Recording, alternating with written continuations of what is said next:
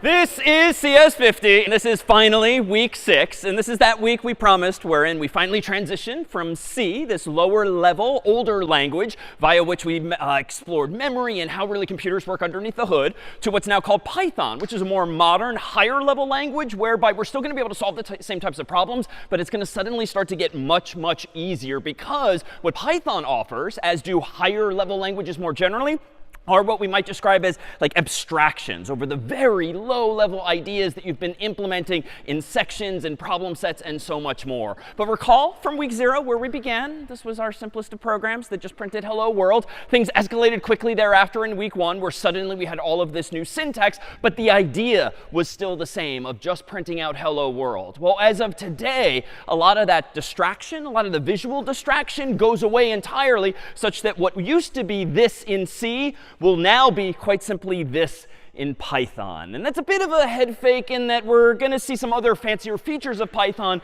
but you'll find that Python's popularity in large part derives from just how relatively readable it is, and also, as we'll ultimately see, just how exciting and filled the ecosystem among Python programmers is. That is to say, there's a lot more libraries. There's a lot more problems that people have solved in Python that you can now incorporate into your own programs in order to stand on their shoulders and get real work done faster. But recall, though, from C that we had a few steps via which to actually compile that kind of code. So we got into the habit of make to make our program called hello, and then we've been in the habit of running it with /hello, the effect of which, of course, is to like feed all of the zeros and ones that compose the hello program into the computer's memory and in turn the CPU. We revealed that what make is really doing is something a little more specific, namely running Clang, the C language compiler, specifically with some automatic command line arguments so as to output the name that you want, link in the library that you want, and so forth.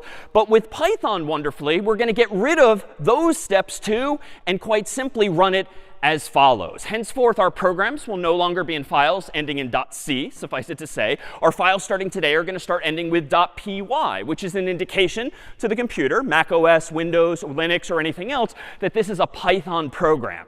But unlike C, wherein we've been in the habit of compiling our code and running it, compiling our code and running it. Anytime you make a change, with Python, those two steps sort of get reduced into one, such that anytime you make a change and want to rerun your code, you don't explicitly compile it anymore. You instead just run a program called Python, similar in spirit to Clang. But whereas Clang is a compiler, Python we'll see is not only the name of the language, but the name of a program. And the type of that program is that of interpreter. An interpreter is a program that reads your code top to bottom, left to right, and really does what it says without having this intermediate step of first having to compile it in zeros and ones.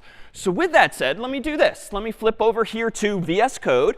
And within VS Code, let me write my first Python program. And as always, I can create a new file with the code command within VS Code. I'm going to create this file called hello.py, for instance. And quite simply, I'm going to go ahead and simply do print, quote unquote, hello world. And if I go down to my terminal window, instead of compiling this, I'm instead going to interpret this program by running Python space and the name of the file I want Python to interpret, hitting enter, and voila, now you see hello world.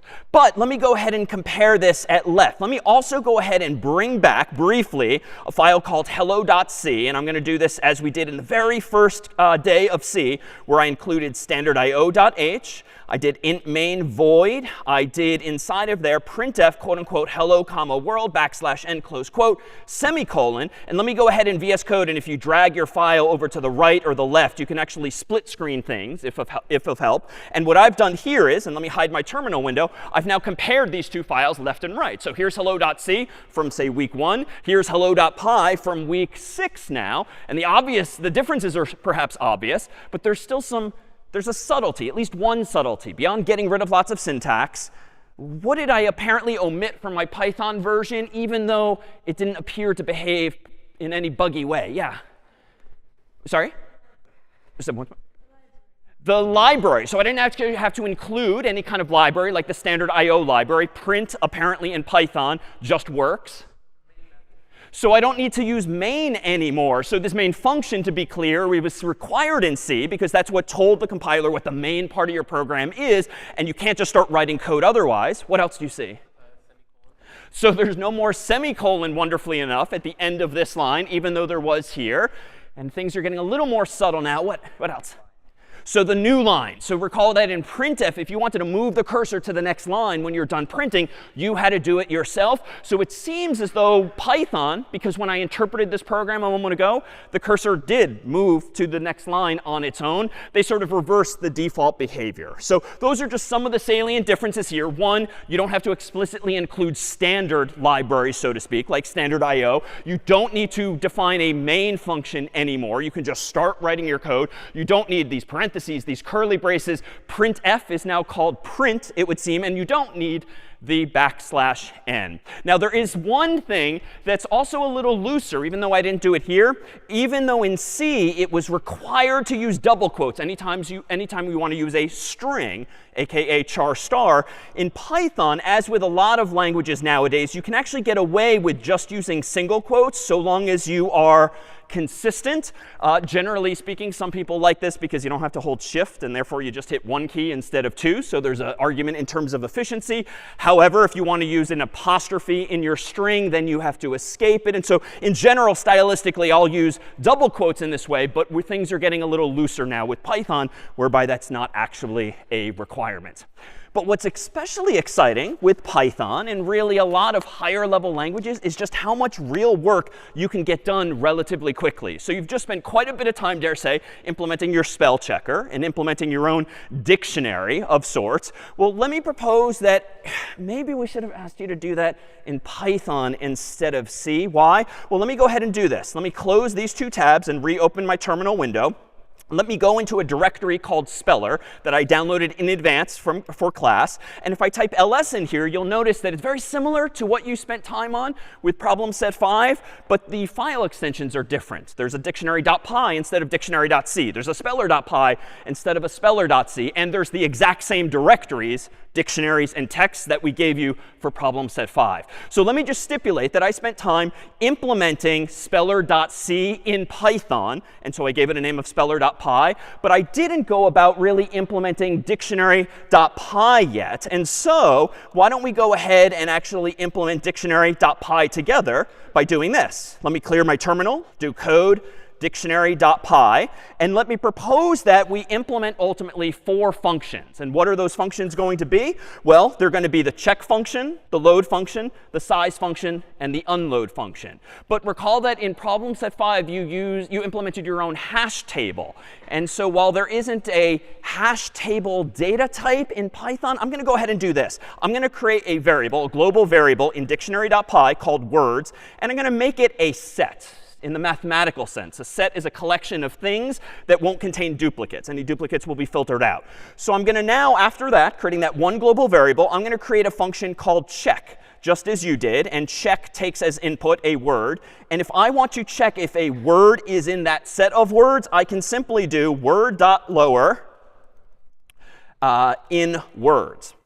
And that's it. Let me now define another function called load, which recall took an argument, which was the name of the dictionary you want to load into memory. Inside of my load function, I'm now going to do this. I'm going to say with open dictionary as a variable called file. And in there, I'm going to go ahead and update the set of words to be the updated version of whatever's in this file as a result of reading it and then splitting its lines, whereby this file has a big, long column of words, each of which is separated by a new line. Split line is going to split all of those into one big collection. And then I'm just going to go ahead and return true. I'm now going to go ahead and define a size function just as you did. But in Python, I'm going to go ahead and return the length of that set of words, where length, or len, is a function itself in Python. And I'm going to do one last function. It turns out that in Python, even though for this program I'm going to go and implement a function called unload, there's not actually anything to unload in Python because Python will manage your memory for you. malloc is gone. Free is gone. Pointers are gone. It handles all of that seemingly magically for now for you. So here then is I claim what you could have done with problem set 5 if implementing it in Python instead. Let me go ahead and open my terminal window. Let me increase its size. Let me run Python of speller.py, which is the name of the actual program, not the dictionary per se that I implemented. Let's run it on a file called homes.txt because that was a particularly big file. And if I hit enter now, we'll see hopefully the same output that you saw in C flying across the screen. And eventually, we should see that same summary at the bottom as to how many words seem to be misspelled, how many words were in the dictionary, and ultimately how fast this whole process was. Now, the total amount of time required was 1.93 seconds, which was actually longer than it seemed to take. That's because we're doing this in the cloud, and it was taking some amount of time to send all of the text to my screen, but the code was only taking 1.93 seconds total on the actual server. And hopefully these same kinds of numbers line up with your own. The difference being what I did not have to implement for this spell checker is your own hash table, is your own dictionary literally beyond what I've done using Python here with some of these built-in features. So why use C? Why not always use Python, assuming that you prefer the idea of being able to whip up within seconds the entirety of problem set 5? How might you choose now between languages? And I apologize if you're harboring resentment that this wasn't a week earlier. Why Python or why C? Any instincts? Any thoughts? Just hopefully a reason. Yeah, over here. Yeah.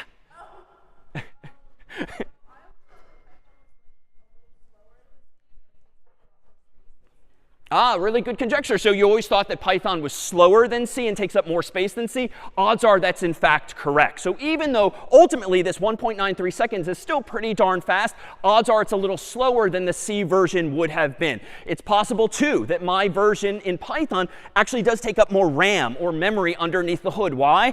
Well, because Python itself is managing memory for you. And it doesn't necessarily know a priori how much memory you're going to need. You, the programmer, might, and you, the programmer writing in C, allocated presumably exactly as much memory as you might have needed last week with problem set 5. But Python's got to maybe do its best effort for you and try to manage memory for you. And there's going to be some overhead. The fact that I have so many fewer lines of code, the fact that these lines of code sort of solve problem set 5 for me means that Python, or whoever invented Python, they wrote lines of code to sort of give me this functionality. And so if you think of Python as a middleman of sorts, it's doing more work for me. It's doing more of the heavy lift. So it might take me a bit more time, but my gosh, look how much time it has saved in terms of writing this code more quickly. And arguably, this code is even more readable, or at least will be after today, week 6, once you have an eye for the syntax and features of Python itself. So beyond that, it turns out you can do other things pretty easily as well. Let me go back into my terminal window. Let me close this dictionary.py. Let me go into a folder called filter, in which I have this same bridge that we've seen in the past across the river there. So here's a bridge. This is the original version of this particular photograph. Suppose I actually want to write a program that blurs this. Well, you might recall from problem set 4, you could write that same code in C by manipulating all of the red, the green, the blue pixels that are ultimately composing that file. But let me go ahead and propose this instead. Let me create a file called blur.py. And in this file, let me go ahead and import a library. So from the Python image library, PIL, let me go ahead and import something called image, capital I, and image filter, capital I, capital F. So I'm going to do before equals image.open, quote unquote, bridge.bmp. Then let me go ahead and create another variable called after and set that equal to before dot filter, and then in parentheses, image filter, spelled as before, dot box blur, and then we'll give it a value of 10. How much do I want to blur it, for instance? After that, I'm going to literally call after.save, and let's save it as a file called out.bmp. And that's it. I propose that this is how you can now write code in Python to blur an image, much like you might have for problem set 4. Now let me go ahead in my terminal window and run Python of blur.py. When I hit enter, those 4 lines of code will run. It seems to have happened quite quickly. Let me go ahead and open now out.bmp. And whereas the previous image looked like this a moment ago, let me go ahead and open out.bmp. And hopefully you can indeed see that it blurred it for me using that same code. And if we want things to escalate a little more quickly, let me go ahead and do this instead. Let me close blur.bmp. Let me go ahead and open a file called edges.py. And maybe in edges.py, we can use this same library. So from the Python image library, import image and import image filter.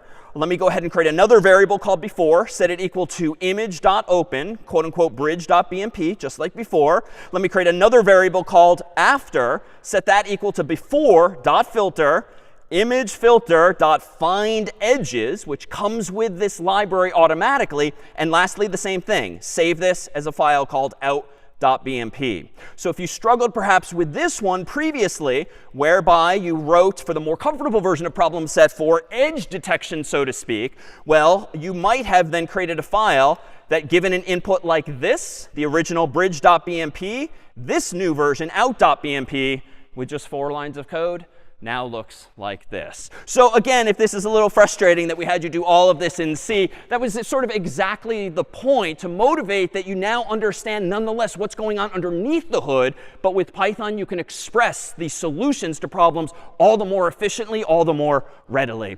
And just one last one, too. It's very common nowadays in the world of photography and social media and the like to do face detection, for better or for worse. And it turns out that face detection, even if you want to integrate it into your own application, is something that lots of other people have integrated into their applications as well. So Python, to my point earlier of having this very rich ecosystem of libraries that other people wrote, you can literally run a command like pip install face_recognition if you want to add support to your code space or to your programming environment more generally for the notion of face recognition. In fact, this is going to automatically install from some server elsewhere a library that someone else wrote called face recognition. And with this library, you can do something like this. Let me go into a directory that I came with in advance. Let me go ahead and ls in there, and you'll see 4 files, detect.py and recognize.py, which are going to detect faces and then recognize specific faces,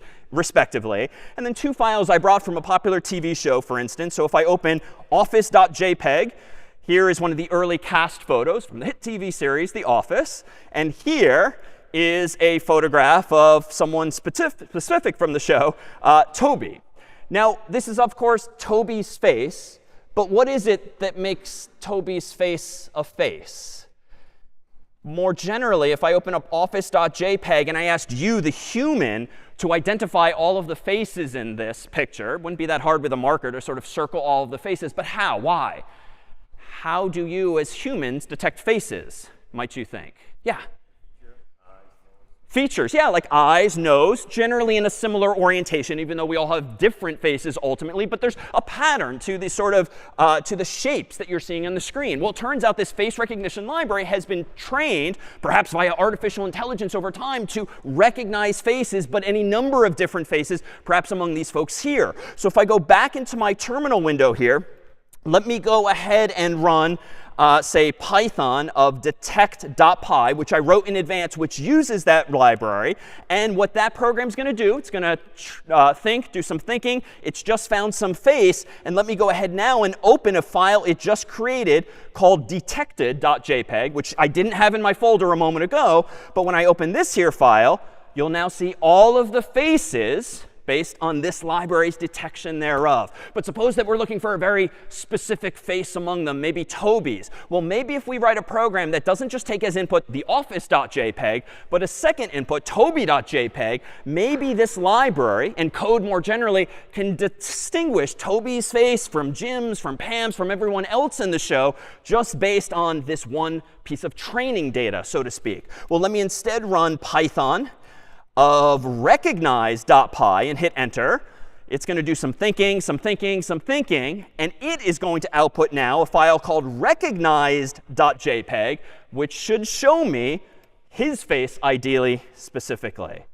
And so what has it done? Well, with sort of a green marker, there is Toby among all of these faces. That's maybe a dozen or so lines of code, but it's built on top of this ecosystem of libraries. And this is, again, just one of the reasons why Python is so popular. Undoubtedly, some number of years from now, Python will be out and something else will be back in. But that's indeed among the goals of CS52, is not to teach you C, not to teach you Python, not in a couple of weeks to teach you JavaScript and other languages too, but to teach you how to program. And indeed, all of the ideas we have explored and will now explore more today, you'll see recurring for languages in the years to come. Any questions before we now dive into how it is this code is working and why I typed the things that I did before we forge ahead? Any questions along these lines? Anything at all? No? All right, so how does Python itself work? Well, let's do a quick review as we did when we transitioned from Scratch to C, this time, though, from Scratch, say, to Python. So in Python, as with many languages, there are these things called functions, the actions and verbs that actually get things done. So here on the left, recall from week 0, was the simplest of functions we played with first, the say block, which just literally has the cat say something on the screen. We've seen in C, for instance, the equivalent line of code is arguably this here with printf, with the parentheses, the quotation marks, the \n, the semicolon. In Python now, it's going to indeed be a little simpler than that. But the idea is the same as it was back in week 0. Libraries. So we've seen already in C, and now we've already seen in Python that these things exist too. In the world of C, recall that besides the standard ones, like standard io.h, that header file, we very quickly introduced CS50.h, which was like your entry point, the header file for the CS50 library, which gave you a bunch of functions as well. Well, we're going to give you a similar library for at least the next week or two, training wheels for Python specifically, that again will take off so that you can stand on your own even with CS50 behind you. But the syntax for using a library in Python is a little different. You don't include a .h file. You just import instead the name of the library. All right, what does that actually mean? Well, if there are specific functions in that library you want to use, in Python you can be more precise. You don't just have to say, give me the whole library. For efficiency purposes, you can say, let me import the getString function from the CS50 library. So you have finer grained control in Python, which can actually speed things up if you're not loading things unnecessarily into memory, if all you want is, say, one feature therein. So here, for instance, in Scratch, was an example of how we might use not only a built-in function like the say block, or in C in the printf, but how we might similarly now do the same but achieve this in Python. So how might we do this? Well, in Python, or rather in C, this code looked a little something like this back in week 1. We declared a variable of type string, even though later we revealed that to be char star. I gave this a variable name of answer for parity with Scratch. Then we used CS50's own getString function and asked, for instance, the same question as in the white oval here. And then using this placeholder syntax, these format codes, which was printf specific, we could plug in that answer to this pre-made string where the %s is. And we saw %i and %f and a bunch of others as well. So this is sort of how in C you approximate the idea of concatenating two things together, joining two things, just as we did here in Scratch. So in Python, it turns out it's not only going to be a little easier, but there's going to be even more ways to do this. And so even what might seem today like a lot of different syntax, it really is just different ways stylistically to achieve the same goals. And over time, as you get more comfortable with this, you too will develop your own style. Or if working for a company or working with a team, you might collectively decide which conventions you want to use. But here, for instance, is one way you could implement this same idea in Scratch, but in Python instead. So notice I'm going to still use a variable called answer. I'm going to use CS50's function called getString. I'm still going to use quote unquote what's your name, but down here is where we see the most difference. It's again not called printf in Python. It's now called just print. And what might you infer the plus operator is doing here? It's not addition, obviously, in a mathematical sense. But those of you who have perhaps programmed before, what does the plus represent in this context? It's indeed joining the two strings together. So this is indeed concatenating the thing on the left with the thing on the right. So you don't use the placeholder in this particular scenario. You can instead, a little more simply, just use plus. But you want your grammar to line up. So I still have HELLO, comma, space, and then close quote, because I want to form a full phrase. Notice, too, there's also one other slightly more subtle difference on the first line. Besides the fact that we don't have a semicolon, what else is different?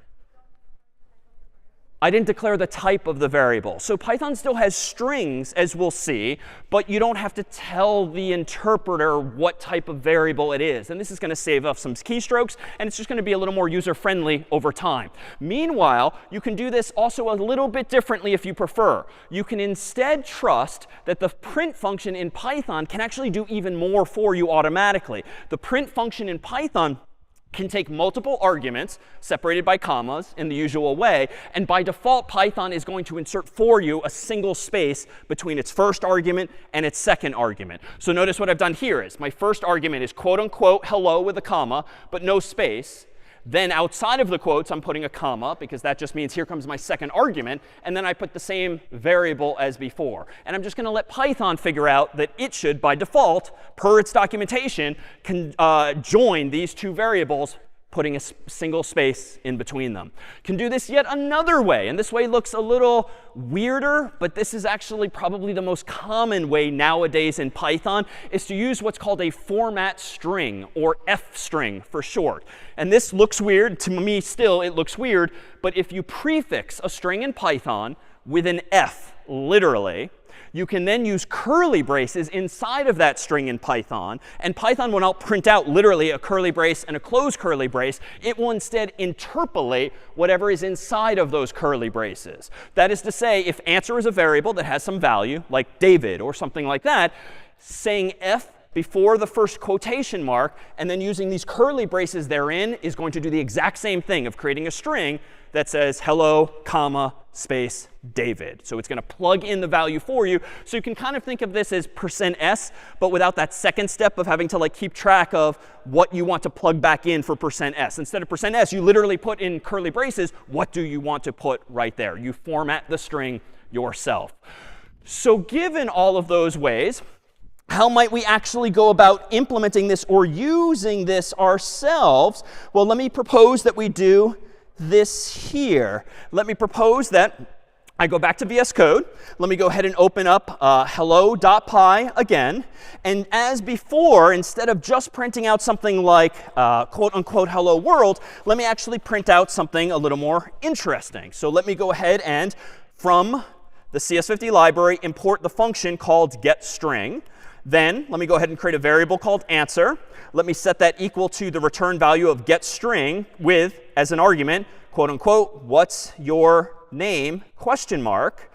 And then no semicolon at the end of that line. But on the next line, frankly, here, I can pick any one of those potential solutions. So let me start with the first. So hello, comma, space, quote, plus answer. And now if I go down to my terminal window and run python of hello.py, I'm prompted for my name. I can type in DAVID, and voila, that there then works. Or I can tweak this a little bit. I can trust that Python will concatenate its first and second argument for me. But this isn't quite right. Let me go ahead and rerun python of hello.py, hit enter, and type in David. It's going to be ever so slightly buggy, sort of grammatically or visually, if you will. What did I do wrong here? Yeah, so I left the space in there, even though I'm getting one for free from print. So that's an easy solution here. But let's do it one other way after running this to be sure. DAVID. And OK, now it looks like I intended. Well, let's go ahead and use that placeholder syntax. So let's just pass in one bigger string as our argument.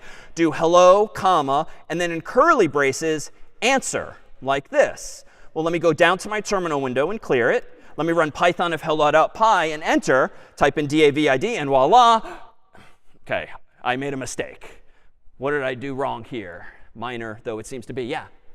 So the stupid little f that you have to put before the string to tell Python that this is a special string, it's a format string or f string that it should additionally format for you. So if I rerun this after adding that f, I can do python of hello.py, what's your name, David, and now it looks the way I might intend.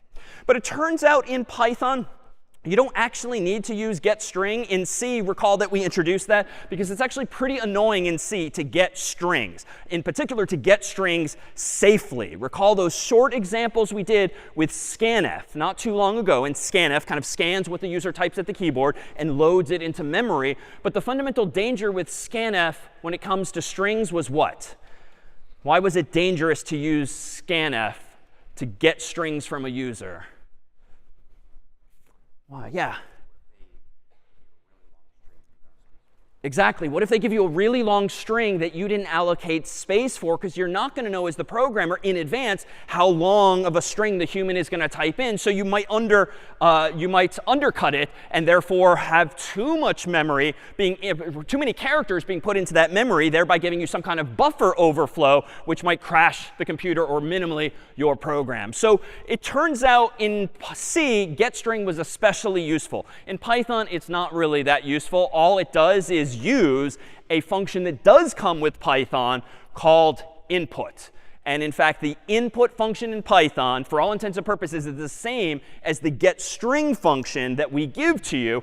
But just to ease the transition from C to Python, we implemented a Python version of getString nonetheless. But this is to say, if I go to VS Code here and I just change getString to input, and in fact, I even get rid of the CS50 library at the top, this too should work fine. If I rerun python hello.py, type in my name David, and voila, I have that now working as well. All right, questions about this use of getString or input or any of our syntax thus far? All right, well, what about variables? We've used variables already, and we already identified the fact that you don't have to specify the type of your variables proactively, even though clearly Python supports strings thus far. Well, in Python, here's how you might declare a variable that not necessarily is assigned like a string, but maybe an integer instead. So in Scratch, here's how you could create a variable called counter, if you want to count things, and set it equal to 0. In C, what we would have done is this. Int counter equals 0 semicolon. That's the exact same thing as in Scratch. But in Python, as you might imagine, we can chip away at this and type out this same idea a little more easily. 1, we don't need to say int anymore. 2, we don't need the semicolon anymore. And so you just do what you intend. If you want a variable, just write it out. If you want to assign it a value, you use the equal sign. If you want to specify that value, you put it on the right. And just as in C, this is not the equality operator. It's the assignment operator from right to left. Recall that in Scratch, if you wanted to increment a variable by 1 or any value, you could use this puzzle piece here. Well, in C, you could do syntax like this, which again is not equality. It's saying add 1 to counter and then assign it back to the counter variable. In Python, you can do exactly the same thing minus the semicolon. So you don't need to use the semicolon here. But you might recall that in C, there was some syntactic sugar for this idea because it was pretty popular. And so you could shorten this in C, as you can in Python, to actually just this. Plus equals 1 will add to the counter variable whatever that value is. But it's not all steps forward.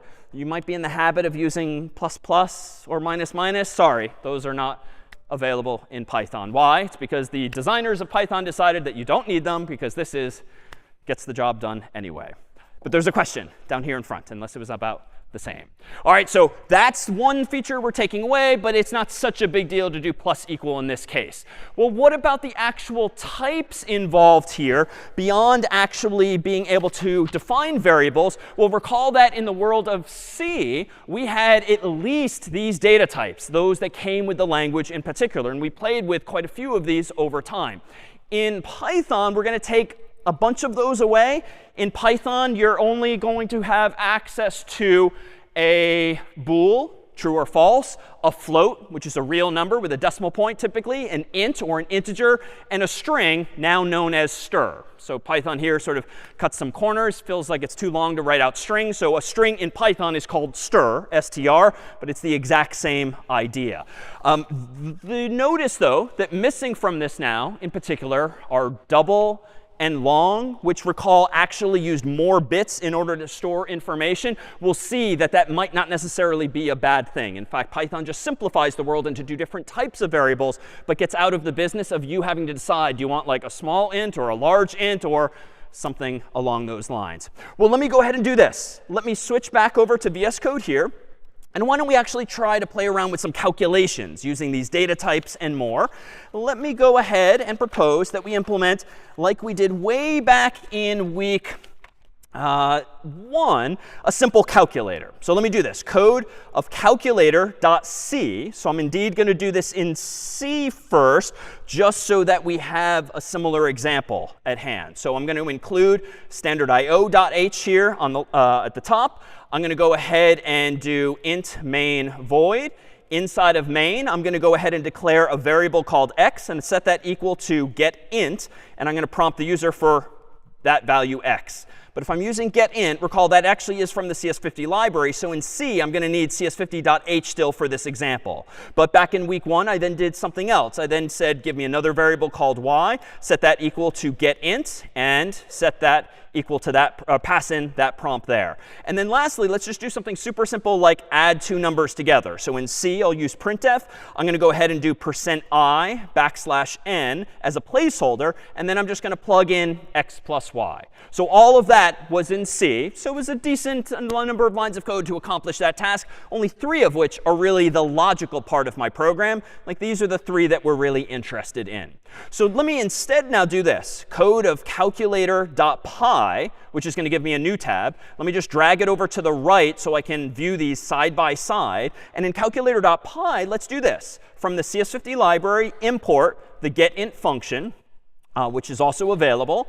Then let's go ahead and create a variable called x and set it equal to the return value of getInt, passing in the same prompt. No semicolon, no mention of int. Let's then create a second variable y, set it equal to getInt, prompt the user for y as before. No int, explicitly no semicolon. And now let's just go ahead and print out x plus y. So it turns out that the print function in Python is further flexible, that you don't need these format strings. If you want to print out an integer, just pass it an integer, even if that integer is the sum of 2 other integers. So it just sort of works as you might expect. So let me go down into my terminal here. Let me run Python of calculator.py. And when I hit enter, I'm prompted for x. Let's do 1. I'm prompted for y. Let's do 2. And voila, I should see 3 as the result. So no actual surprises there. But let me go ahead and, you know what, let's take away this training wheel, right? We don't want to keep introducing CS50 specific things. So suppose we didn't give you getInt. Well, it turns out that getInt is still doing a bit of help for you, even though getString was kind of a throwaway. And we could replace getString with input. So let's try the same idea. Let's go ahead and prompt the user for input for both x and y using the input function in Python instead of getInt from CS50. Let me go ahead and rerun Python of calculator.py and hit enter. So far, so good. Let me type in 1.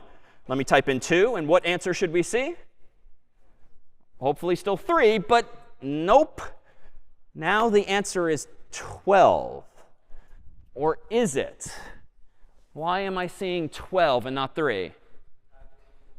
Yeah, so it's actually concatenating what seem to be 2 strings. So if we actually read the documentation for the input function, it's behaving exactly as it's supposed to. It is getting input from the user from their keyboard. But anything you type at the keyboard is effectively a string. Even if some of the symbols happen to look like or actually be decimal numbers, they're still going to come to you as strings. And so x is a string, aka stir. Y is a stir. And we've already seen that if you use plus in between 2 strings or stirs, you're going to get concatenation, not addition. So you're not seeing 12 as much as you're seeing 1, 2, not 12. So how can we fix this? Well, in C, we had this technique where we could cast one thing to another by just putting like int in parentheses, for instance. In Python, things are a little higher level such that you can't quite get away with just casting one thing to another, because a string, recall, is not the same thing as a char. A string has 0 or more characters. A char always has 1.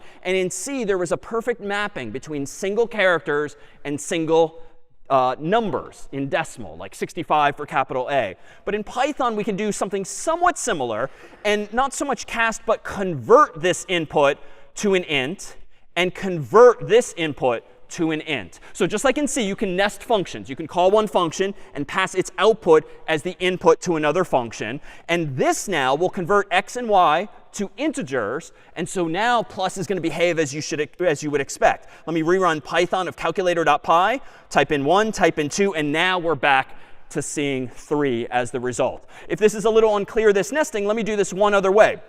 Instead of just passing inputs, output into int, I could also more pedantically do this. X should actually equal int of x. Y should actually equal int of y. This would be the exact same effect. It's just like 2 extra lines where it's not really necessary. But that would work fine. If you don't like that approach, we could even do it inline. We could actually convert x to an int and y to an int. Why? Well, int, int, in the context of Python itself is a function. And it takes as input here a string or a stir and returns to you the numeric, the integral equivalent. So similar idea, but it's actually a function. So all of the syntax that I've been tinkering with here is sort of fundamentally the same as it would be in C. But in this case, we're not casting, but converting more specifically. Well, let me go back to these data types. These are some of the data types that are available to us in Python. Turns out there's a bunch of others as well that we'll start to dabble with today. You can get a range of values, a list of values, which is going to be like an array, but better. Tuples, which are kind of like x comma y, often combinations of values that don't change.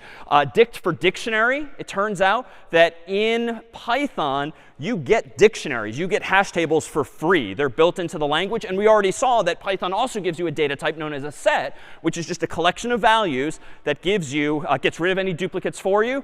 And as we saw briefly in Speller, and we'll play more with these ideas soon, it's going to actually be pretty darn easy to get values or check for values in those there data types.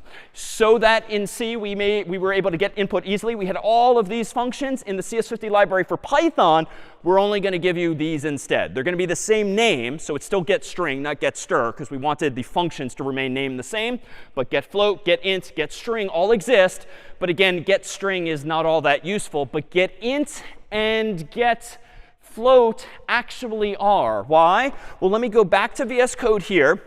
And let me go back to the second version of this program whereby I proactively converted each of these return values to integers. So recall that this is the solution to the 1, 2 problem. And to be clear, if I run python of calculator.py and input 1 and 2, I get back now 3 as expected. But what I'm not showing you is that there's still potentially a bug here. Let me run python of calculator.py, and let me just not cooperate. Instead of typing what looks like a number, let me actually type something that's clearly a string like cat.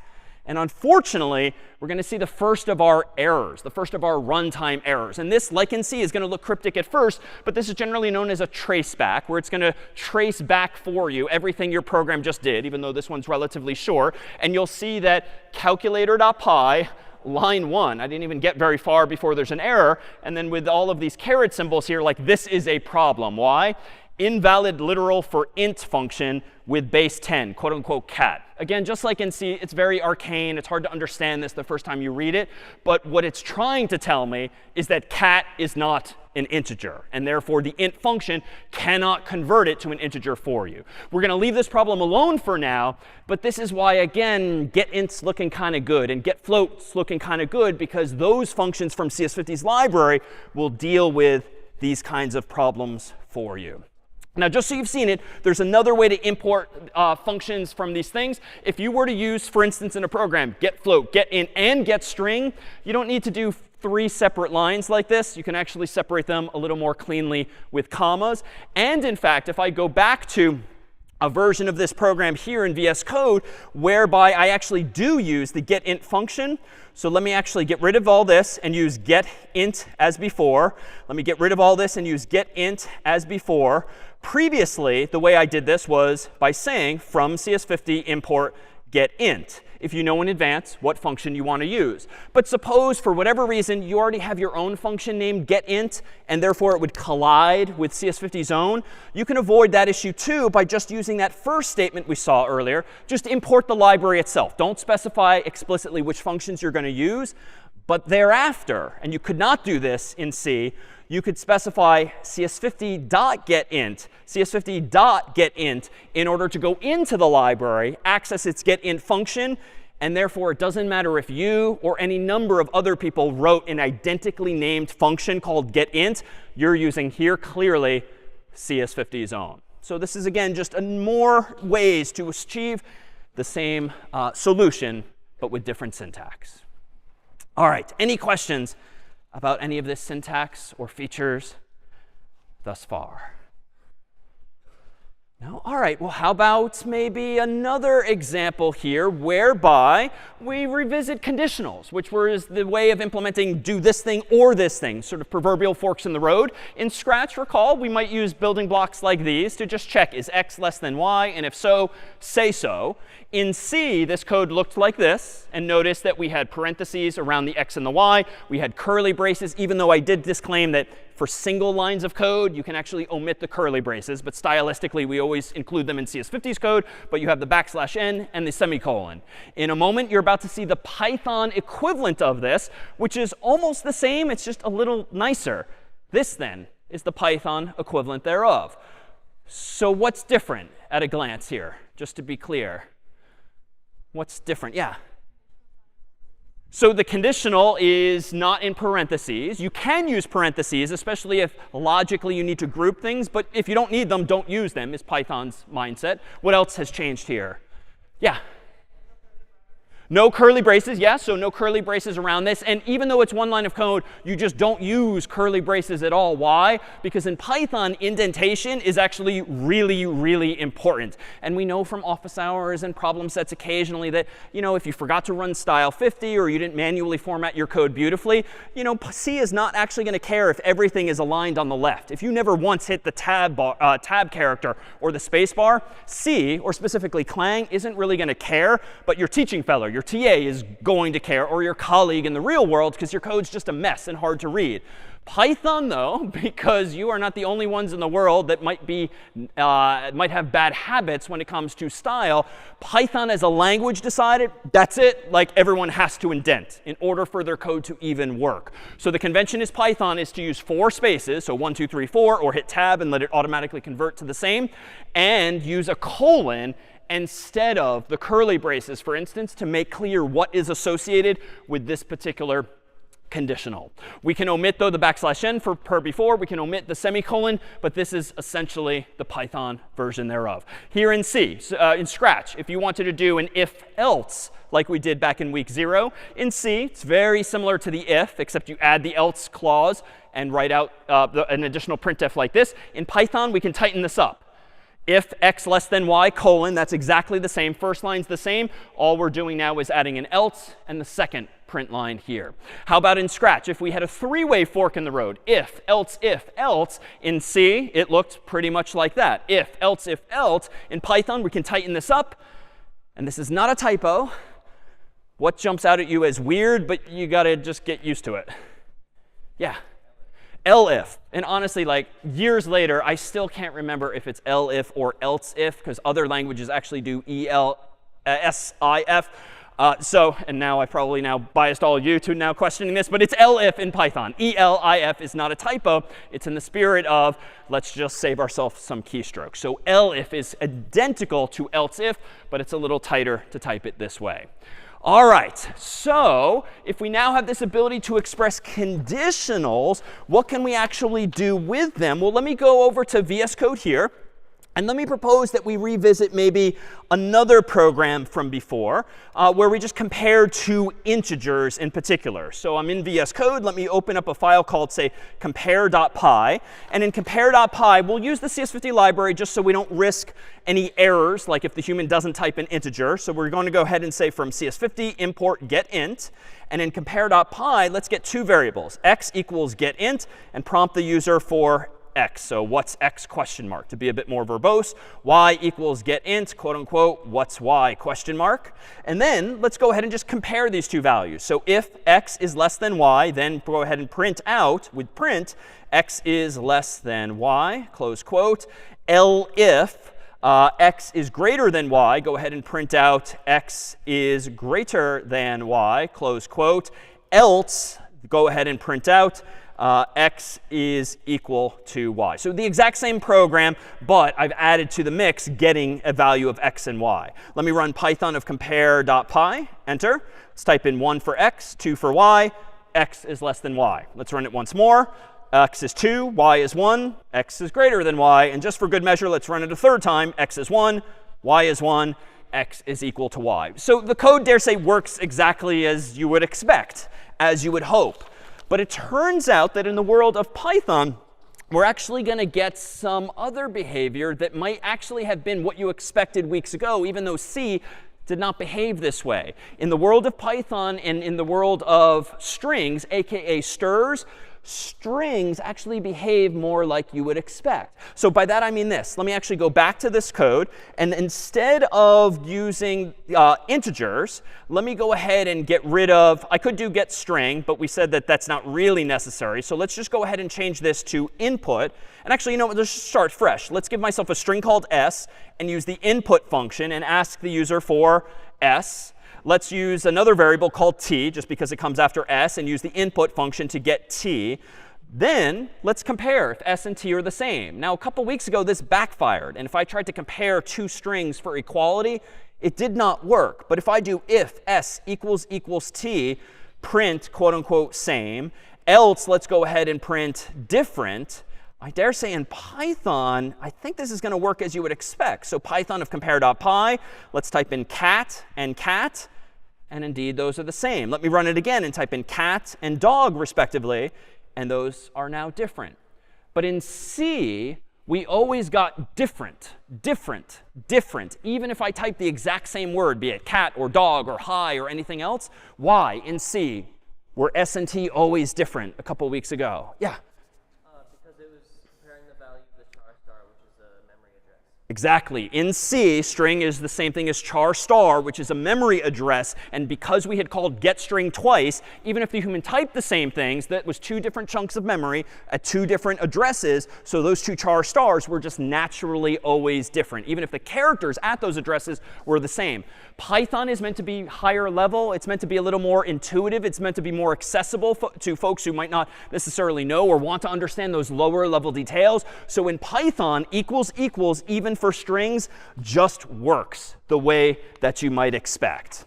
But in Python, we can do some other things too, even more easily than we could in C. Let me go back to VS Code here. Let me close compare.py, and let's re-implement a program from C called agree, which allowed us to prompt the user for like a yes/no question, like do you agree to these terms and conditions or something like that. So let's do code of agree.py. And with agree.py, let me go ahead and actually, let's go ahead and do this. Let me also open up a file that I came with in advance. And this is called agree.c. And this is what we did some weeks ago when we wanted to check whether or not the user had agreed to something or not. So we used the CS50 library, the standard IO library. We had a main function. We used getChar. And then we used equals a lot. And we used the two vertical bars, which meant logical OR. Is this thing true or is this thing true? And if so, printf agreed or not agreed. So this worked. And this is relatively simple. That's like the right way to do it in C. But notice it was a little verbose because we wanted to handle uppercase and lowercase, uppercase and lowercase. So that did start to bloat the code, admittedly. So let's try to do the same thing in Python and see what we can do the same or different. No pun intended. So let me do this. In agree.py, why don't we try to get input from the user as before? And I could use getString, but I'll go ahead and use input. So s equals input, do you agree, question mark in double quotes. And then let's go ahead and check. If s equals capital Y, and it's not vertical bar now, it's actually more readable, more English-like, or s equals lowercase y, then go ahead and print out agreed, as before. Else if, say I did it there, if s equals capital N or s equals lowercase n, go ahead and print out not agreed. So it's almost the same as the C version, except that I'm using literally OR instead of two vertical bars. So let's run this. So Python of agree.py, enter. Do I agree? Yes, for little y. Let's do it again. Python of agree.py, capital Y. Yes, that works there. And if I do it again with lowercase n, and if I do it with capital N, this program too seems to work. But what if I do this? Let me rerun Python of agree.py. Let me type in yes. OK, it just ignores me. Let me run it again. Let me type in no. Just ignores me. Let me try it very emphatically. Yes, in all caps. It just ignores me. So there's some explosion of possibilities that ideally we should handle. Right? This is bad user interface design. If the user has to type Y or N, even if yes and no in English are perfectly reasonable and logical too. So how could we handle that? Well, it turns out in Python, we can use something like an array, technically called a list, to maybe check a bunch of things at once. So let me do this. Let me instead say not equality, but let me use the in keyword in Python and check if it's in a collection of possible values. Let me say if s is in, and here comes in square brackets, just like in square brackets, quote unquote y, comma, quote unquote yes, then we can go ahead and print out agreed. L if s is in this list of values, lowercase n or lowercase no, then we can print out, for instance, not agreed. But this is a bit of a step backwards because now I'm only handling lowercase. So let me go into the mix and maybe add capital Y. Wait a minute, then maybe capital yes, then maybe yes also. I mean, weird, but we should probably support this and like yes. I mean, there's like a lot of combinations. So this is not going to end well, or it's just going to bloat my code unnecessarily. And eventually, for longer words, I'm surely going to miss capitalization. So logically, whether it's in Python or C or any language, what might be a better design for this problem of handling Y and yes, but who cares about the capitalization?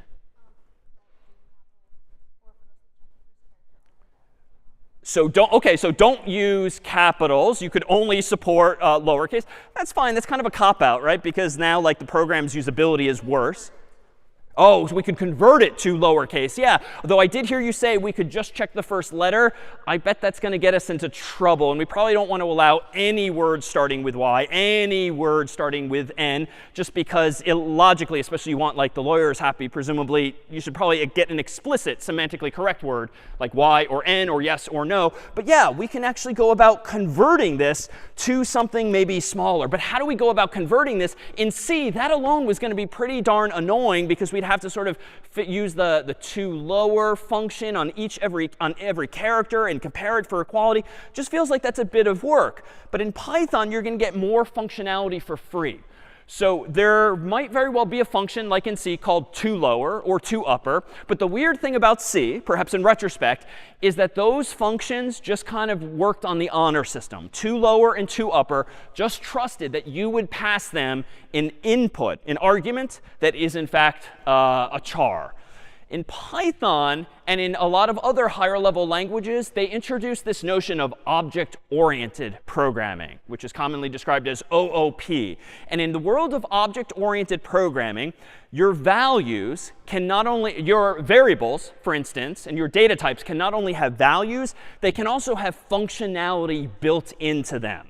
So if you have a data type like a string, frankly, it just makes good sense that strings should be uppercaseable, lowercaseable, capitalizable, and any number of other operations on strings. So in the world of object-oriented programming, functions like toUpper and toLower and isUpper and isLower are not just in some random library that you can use. They're built into the strings themselves. And what this means is that in the world of strings in Python, here, for instance, is the URL of the documentation for all of the functions, otherwise known as methods, that come with strings. So you don't go check for like a C-type library like we did in C. You check the actual data type, the documentation therefore, and you will see in Python's own documentation what functions, aka methods, come with strings. So a method is just a function, but it's a function that comes with some data type, like a string.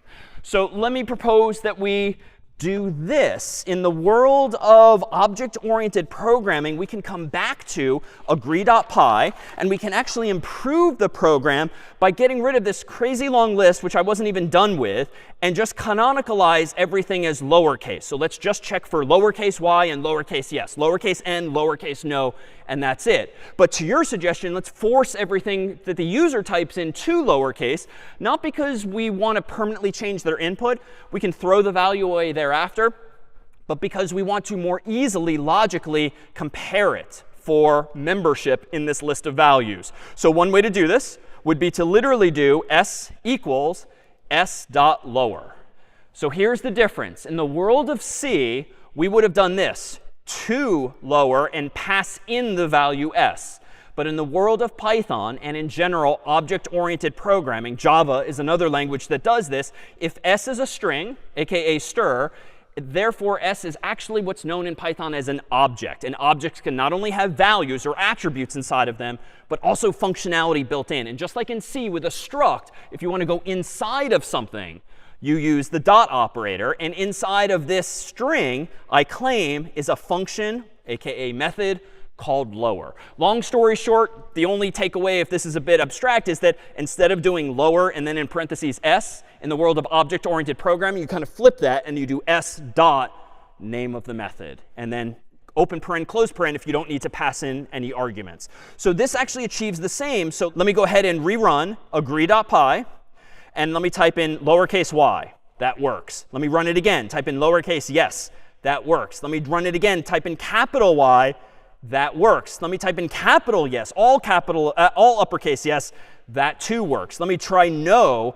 Let me try no in lowercase. And all of these permutations now actually work because I'm forcing it to lowercase. But even more interestingly in Python, if you're sort of becoming a languages person, if you have a variable s that is being set the return value of input function, and then you're immediately going about changing it to lowercase, you can also chain method calls together in something like Python by doing this. We can get rid of this line altogether, and then I can just do this, dot lower.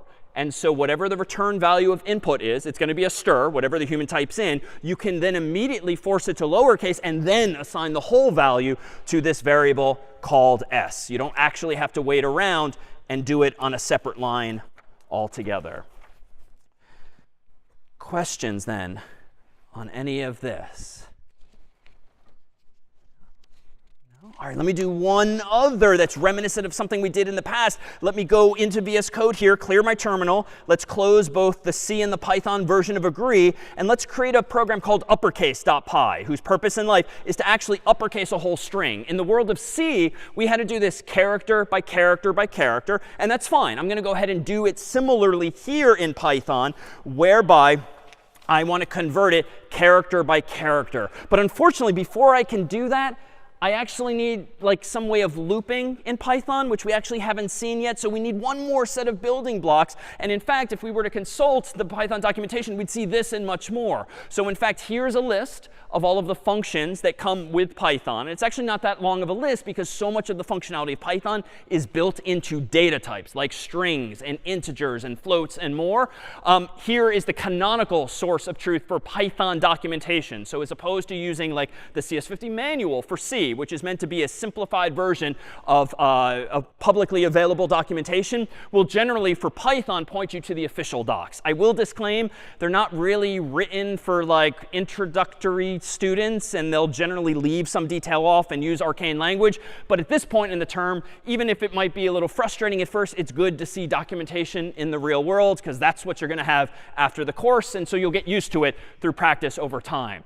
But with loops, let's introduce one other feature that we can compare to Scratch. Here, for instance, in Scratch is how we might have repeated something 3 times, like meowing on the screen. In C, there were a bunch of ways to do this. And the clunkiest was maybe to do it with a while loop, where we declare a variable called I, set it equal to 0, and then iteratively increment I again and again until it equals 3, each time printing out meow. In Python, we can do this in a few different ways as well. The nearest translation of C into Python is perhaps this. It's almost the same, and logically it really is the same, but you don't specify int and you don't have a semicolon. You don't have curly braces, but you do have a colon. You don't use printf, you use print, and you can't use I++, but you still can use I plus equals 1. So logically, exactly the same idea as in C. It's just a little tighter. I mean, it's a little easier to read, even though it's very mechanical, if you will. You're defining all of these. You're defining this variable and changing it incrementally. Well, recall that in C, we could also use a for loop, which at first glance was probably more cryptic than a while loop. But odds are by now, you're more comfortable or more in the habit of using loops. Same exact idea. In Python, though, we might do it like this. We've seen how in square brackets you can have lists of values like y, yes, and so forth. Well, let's just do the same thing with numbers. So if you want Python to do something 3 times, give it a list of 3 values like 0, 1, 2, and then print out hello world that many times. Now this is correct, but it's bad design. Even if you've never seen Python before, like, extrapolate mentally from this. Why is this probably not the right way or the best way to do this looping? Because if you wanted to do it more than 3 times, you have to cover each number. Yeah, if you want to do it 4 times, 5 times, 50 times, 100 times, I mean, surely there's a better way than enumerating all of these values. And there is. In fact, in Python, there's a function called range that actually returns to you, very efficiently, a range of values. And by default, it hands you the number 0, and then 1, and then 2. And if you want more than that, you just change the argument to range to be how many values do you want. So if you passed in range of 50, you would get back 0 through 49, which effectively allows you to do something 50 times in total. So this is perhaps the most Pythonic way, so to speak. And this is actually a term of art.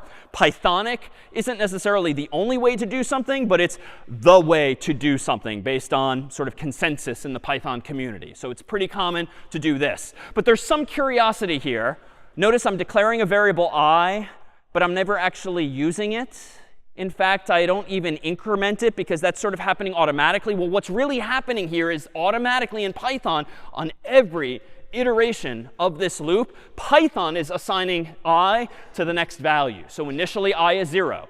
Then it goes through an iteration. Then I is 1. Then I is 2. And then that's it if you only asked for 3 values. But there's this other technique in Python, just so you know, whereby if you're the programmer and you know you don't actually care about the name of this variable, you can actually change it to an underscore, which has no functional effect per se. It just signals to the reader, your colleague, your teaching fellow, that it's a variable and you need it in order to achieve a for loop, but you don't care about the name of the variable because you're not going to use it explicitly anywhere. So that might be an even more Pythonic way of doing things, but if you're more comfortable seeing the I and using the variable more explicitly, that's fine. Underscore does not mean anything special. It's just a valid character for a variable name. So this is convention, nothing more technical than that. What about a forever loop in Scratch, like literally meow forever? Well, over here, we can just use in C, while true, printf meow again and again and again. In Python, it's almost the same. You still get rid of the curly braces. You add the colon. You get rid of the semicolon. But there's a subtlety. What else is different here? Yeah. So true is uppercase. Why? Who knows? Like the world decided that in Python, true is capitalized and false is capitalized. In many other languages, dare say most, they are not. It's just a difference that you have to keep in mind or remember. All right. So now that we have looping constructs, let me go back to my code here and recall that I proposed that we re-implement a program like uppercase, force an entire string to uppercase. And in C, we would have done this with like a for loop iterating from left to right. But what's nice in Python, frankly, is that it's a lot easier to loop in Python than it is in C because you can loop over anything that is iterable. Like a string is iterable in the sense that you can iterate over it from left to right. So what do I mean by this? Well, let me go ahead and in uppercase.py, let's first prompt the user for a variable called before and set that equal to the return value of input, giving them a prompt of before colon. Then let's go ahead, as we did weeks ago, and print out just the word after, just to make clear to the user what is actually going to be printed. Then let me go ahead and specify the following loop. For, and previously you saw me use I, but because I'm dealing with characters, I'm actually going to do this instead.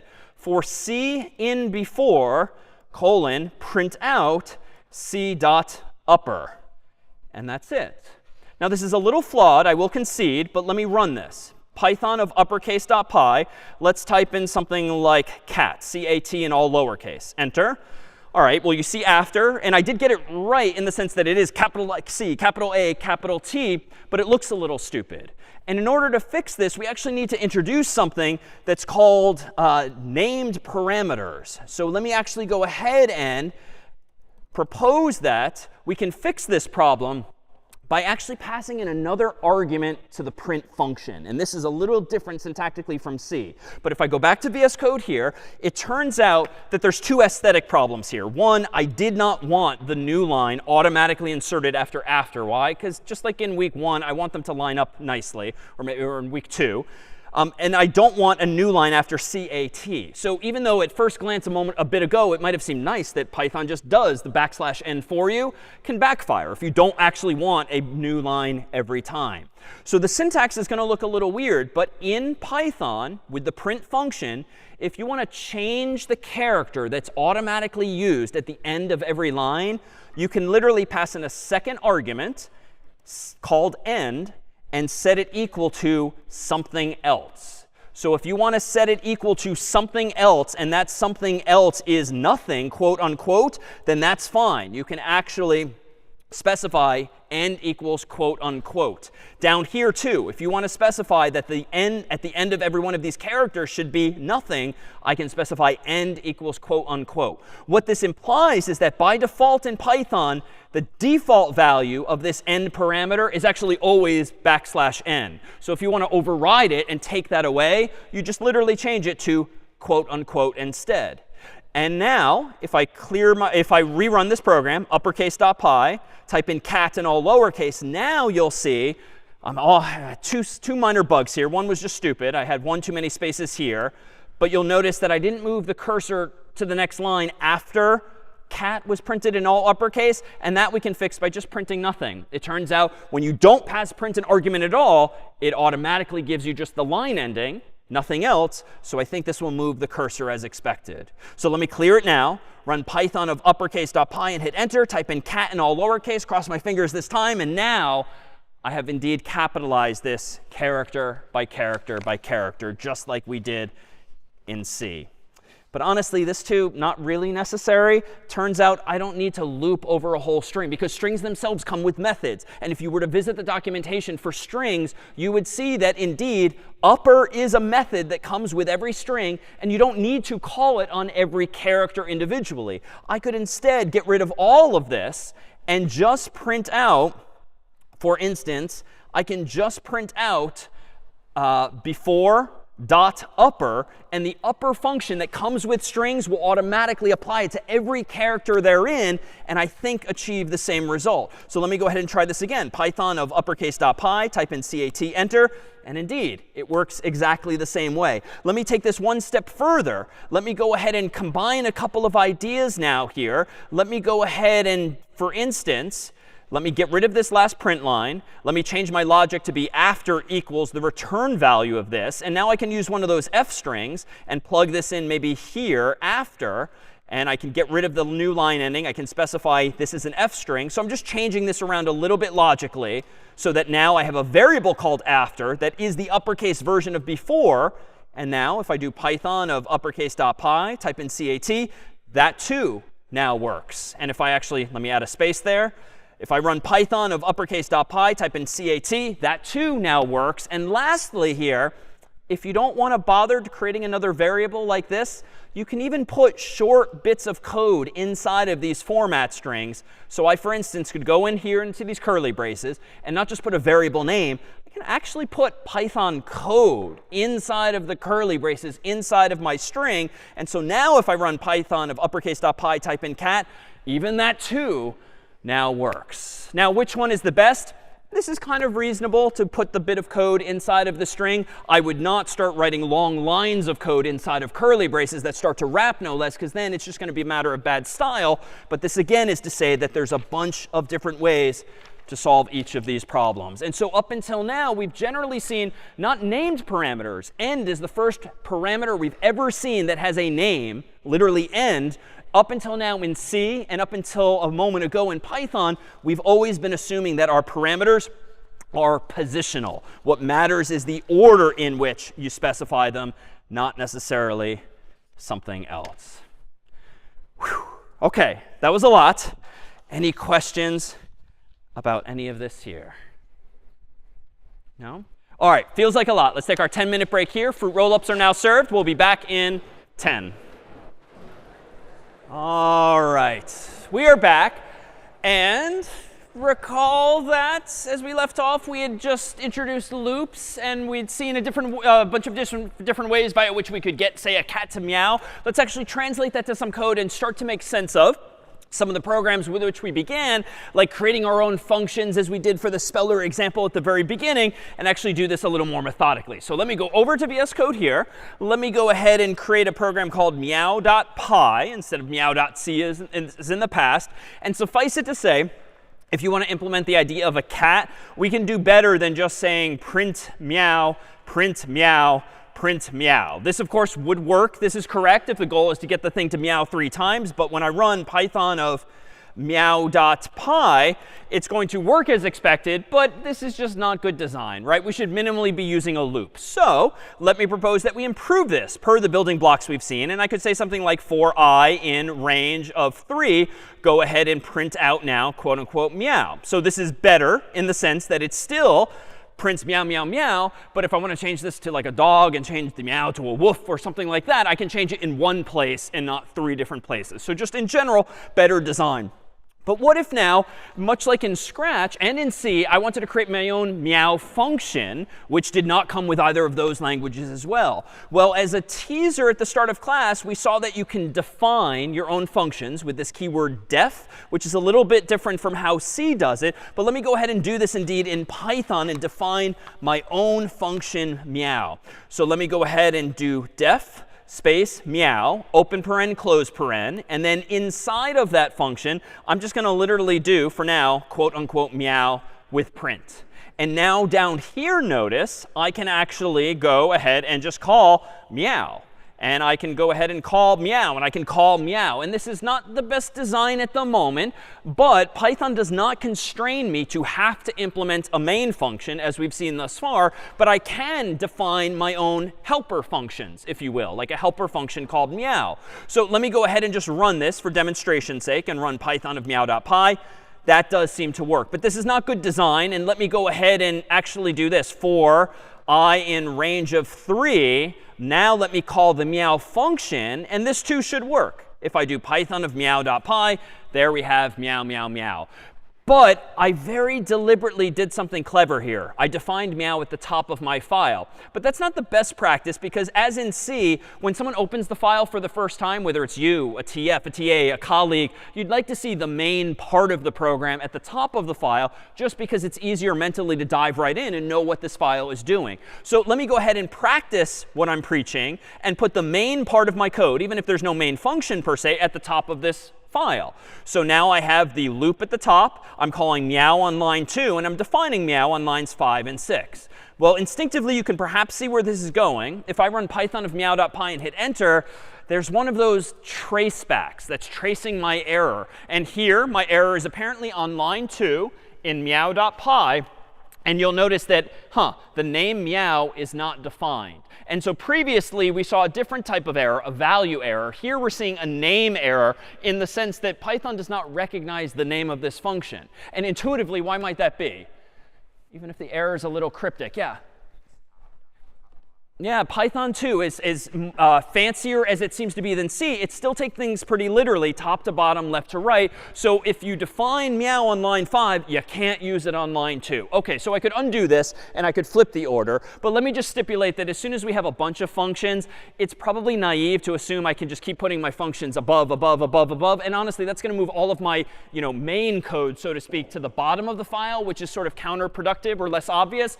So it turns out in Python, even though you don't need a main function, it's actually quite common to define one nonetheless. So what I could do to solve this problem is this. Let me go ahead and define a function called main that takes no arguments. In this case, let me indent that same code beneath it. And now let me keep meow defined at the bottom of my file. So if we read this literally, on line 1, I'm defining a function called main.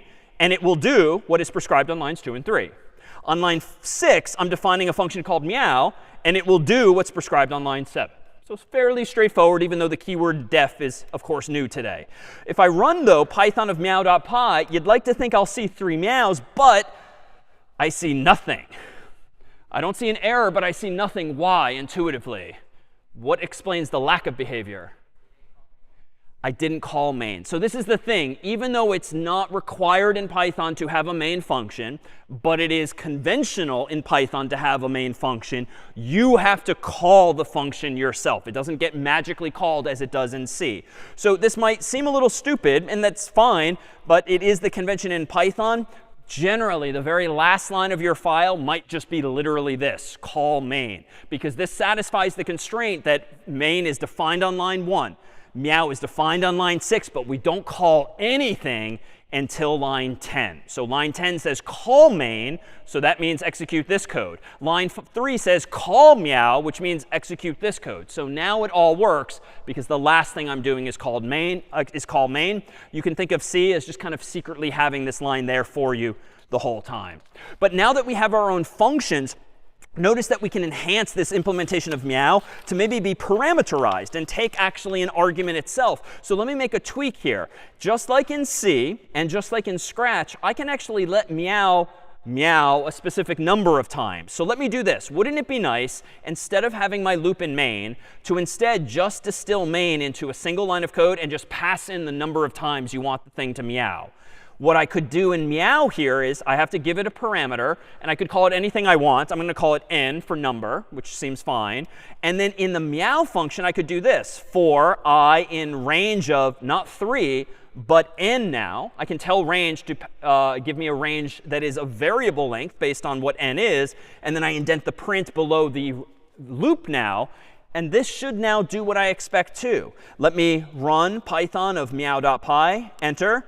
And there's 3. But if I change the 3 to a 5 and rerun this, Python of meow.py, now I'm getting 5 meows. So we've just seen a third way how in Python now we can implement the idea of meowing as its own abstracted function. And I can assume now that meow exists. I can now sort of treat it as out of sight, out of mind. It's an abstraction. And frankly, I could even put it into a library, import it from a file like we've done with CS50, and sort of make it usable by other people as well. So the takeaway here really, though, is that in Python, you can similarly to C define your own functions, but you should understand the slight differences as to what gets called automatically for you. All right. Other differences or similarities with C. Well, recall that in C, truncation was an issue. Truncation is whereby if you, for instance, divide an int by an int, and it's a fractional answer, everything after the decimal point gets truncated by default, because an int divided by an int in C gives you an int. And if you can't fit the remainder in that integer, everything at the decimal gets cut off. So what does this mean? Well, let me actually go back to VS Code here. Let me go ahead and open, say, calculator.py again. And let's change up what the calculator now does. Let me do this. Let me define a variable called x, set it equal to the input function, prompting the user for x. Let me ask the user for y. Let me not repeat past mistakes. And let me proactively convert both of these to ints. And I'll do it in one pretty one-liner here so that I definitely get x and y. And on the honor system, I just won't type cat. I won't type dog, even though this program's not really complete without error checking. Now let me go ahead and declare a third variable, z equals x divided by y. And now let's just go ahead and print out z. I don't need a format code. I don't need an f string. If all you want to do is print a variable, print is very flexible. You can just say print z in parentheses. Let me run Python of calculator.py, hit enter. Let's type in 1 for x, 3 for y. I left out a space there. And oh, interesting. What seems to have happened here? Let me fix my spacing and rerun this again. Python of calculator.py. So 1, 3. What did not happen? Yeah, so it didn't truncate. So Python's a little smarter when it comes to converting one value to another. So an integer divided by an integer, if it ends up giving you this fractional component, not to worry now, you'll get back what is effectively a float in Python here. Well, what else do we want to be mindful of in, say, Python? Well, recall that in C, we had this issue of floating point imprecision, whereby if you want to represent a number like 1/3, and on a piece of paper, it's like 0.3 with a line over it because the 3 infinitely repeats. But we saw a problem in C last time when we actually played around with some values. So for instance, let me go back to VS Code here. And this is going to be the ugliest syntax I do think we see today. But there was a way in C using %f to show more than the default number of digits after the decimal point, to see more significant digits. In Python, there's something similar. It just looks very weird. And the way you do it in Python is this. You specify that you want an f string, a format string. And I'm just going to start and finish my thought first. F before quote unquote. If you want to print out z, you could literally just do this. And so this is just an f string, but you're interpolating z. So it doesn't do anything more than it did a moment ago when I literally just passed in z. But as soon as you have an f string, you can configure the variable to print out to a specific number of digits. So if you actually want to print out z to, say, 50 decimal points, just to see a lot, you can use crazy syntax like this. So it's just using the curly braces as I introduced before, but you then use a dot after a colon, and then you specify the number of digits that you want, and then an F to make clear it's a float. Honestly, I Google this all the time when I don't remember the syntax, but the point is the functionality exists. All right, let me go down here and rerun Python of calculator.py. And unfortunately, if I divide 1 by 3, not all of my problems are solved. Floating point precision is still a thing. So be mindful of the fact that there are these limitations in the world of Python. Floating point precision remains. If you want to do even better than that, though, there exist a lot more libraries, third-party libraries, that can give you much greater precision for scientific purposes, financial purposes, or the like. But what about another problem from C? Integer overflow. Like if you just count too high, recall that you might accidentally overflow the capacity of an integer and end up going back to 0, or worse, going negative altogether. In Python, this problem does not exist. In Python, when you have an integer, aka int, even though we haven't needed to use the keyword int, it will grow and grow and grow, and Python will reserve more and more memory for that integer to fit it. So it is not a fixed number of bits. So floating point imprecision, still a problem. Integer overflow, not a problem in the latest versions of Python. So a difference worth knowing.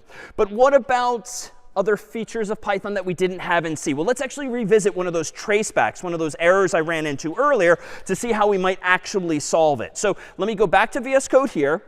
And just for fun, let me go ahead and do this. Let me clear my terminal, and let me change my calculator to actually have a getInt function. We've seen how to define our own functions. Let me not bother with the CS50 library. Let me just invent my own getInt function as follows. So def getInt. And just like the CS50 function, I'm going to have getInt take a prompt, a string to show the user, to ask them for an integer.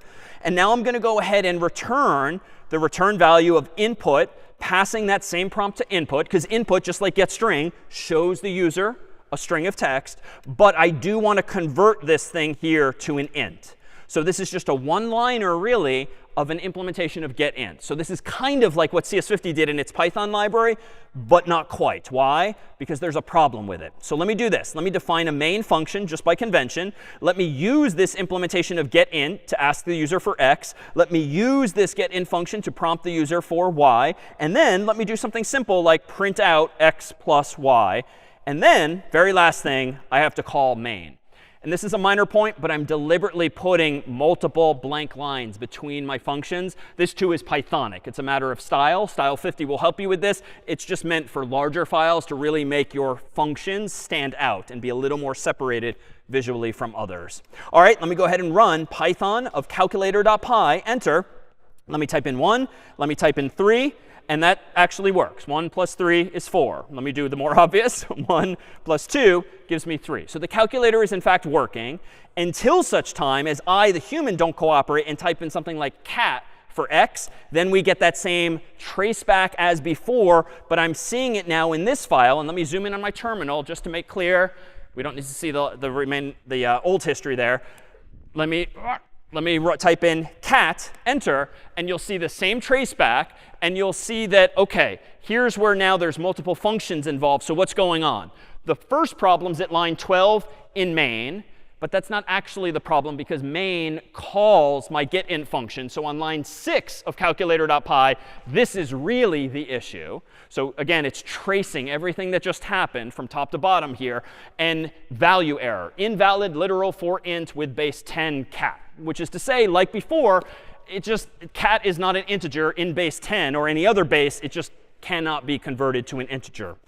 So how do you fix this? Or really, how does the CS50 library fix this? You won't have to write much code like this, but it turns out that Python supports what are called exceptions. And generally, an exception is a better way of handling certain types of errors. Because in C, recall that the only way we could really handle errors is by having functions return special values. Like malloc could return null, which means it ran out of memory. Something went wrong.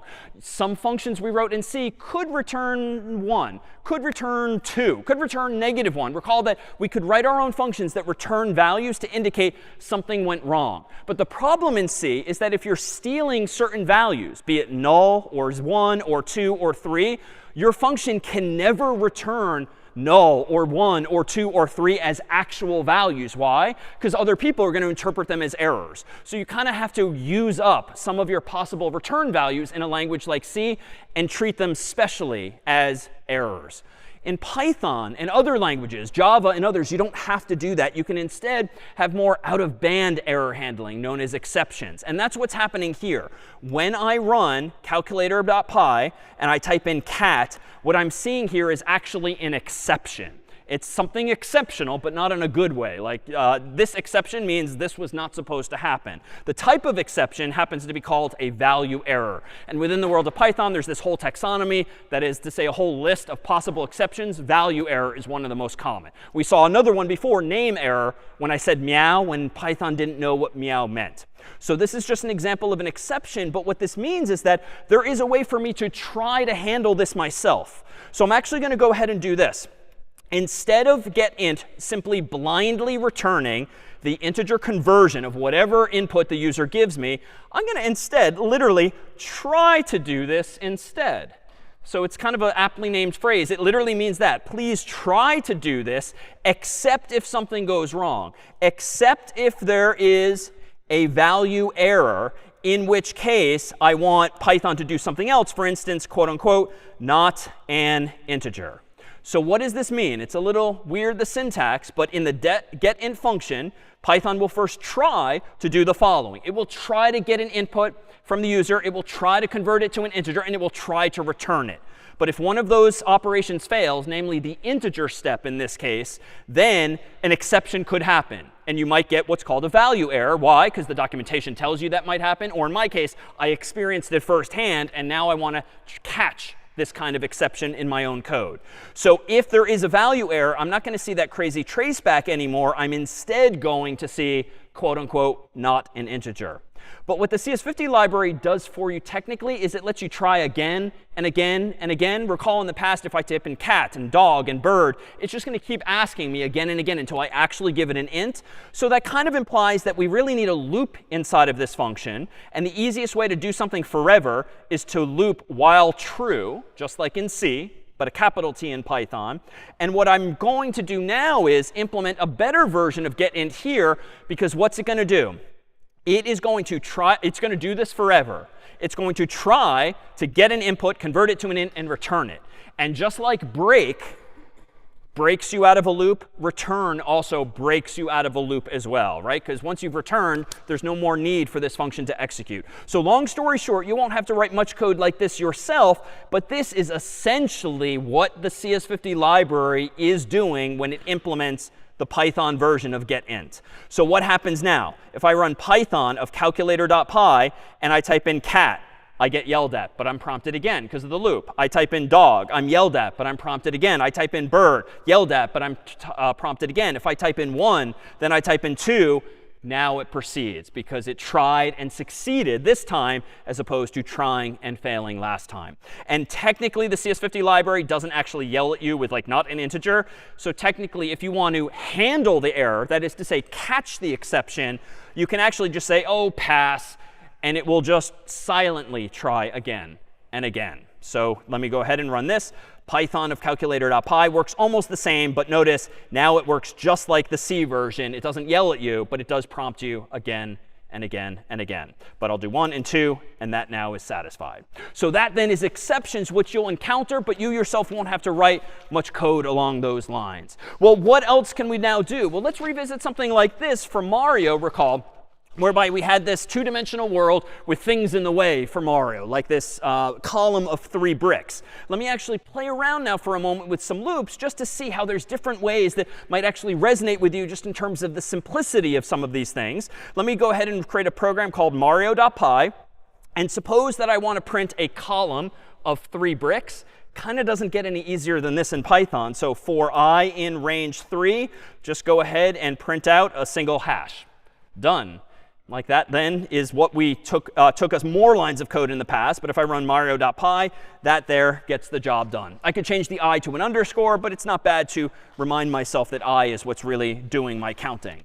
Well, what else could we do beyond this? Well, recall that in the world of Mario, we prompted the user actually for a specific height. We didn't just always hard code 3. So I could actually do something like this. Let me actually open up from today's code that I came with in advance and pull up this C version of Mario. So this was from some time ago in week 1.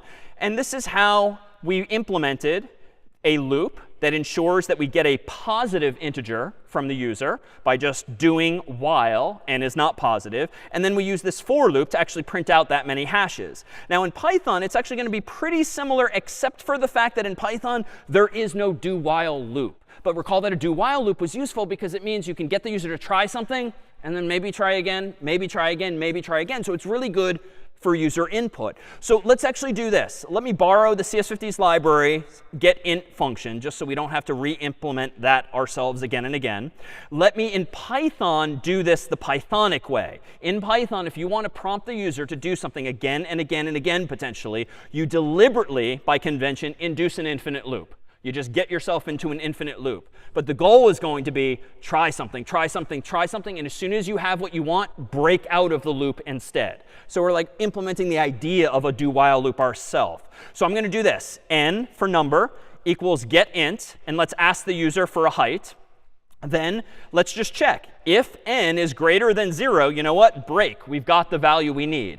And if not, it's just going to implicitly keep looping again and again and again. So in Python, this is to say, super common to deliberately induce an infinite loop and break out of it when you have what you want. All right, now I can just do the same kind of code as before. For I in range, not of range sometimes, I in range, not 3, but n.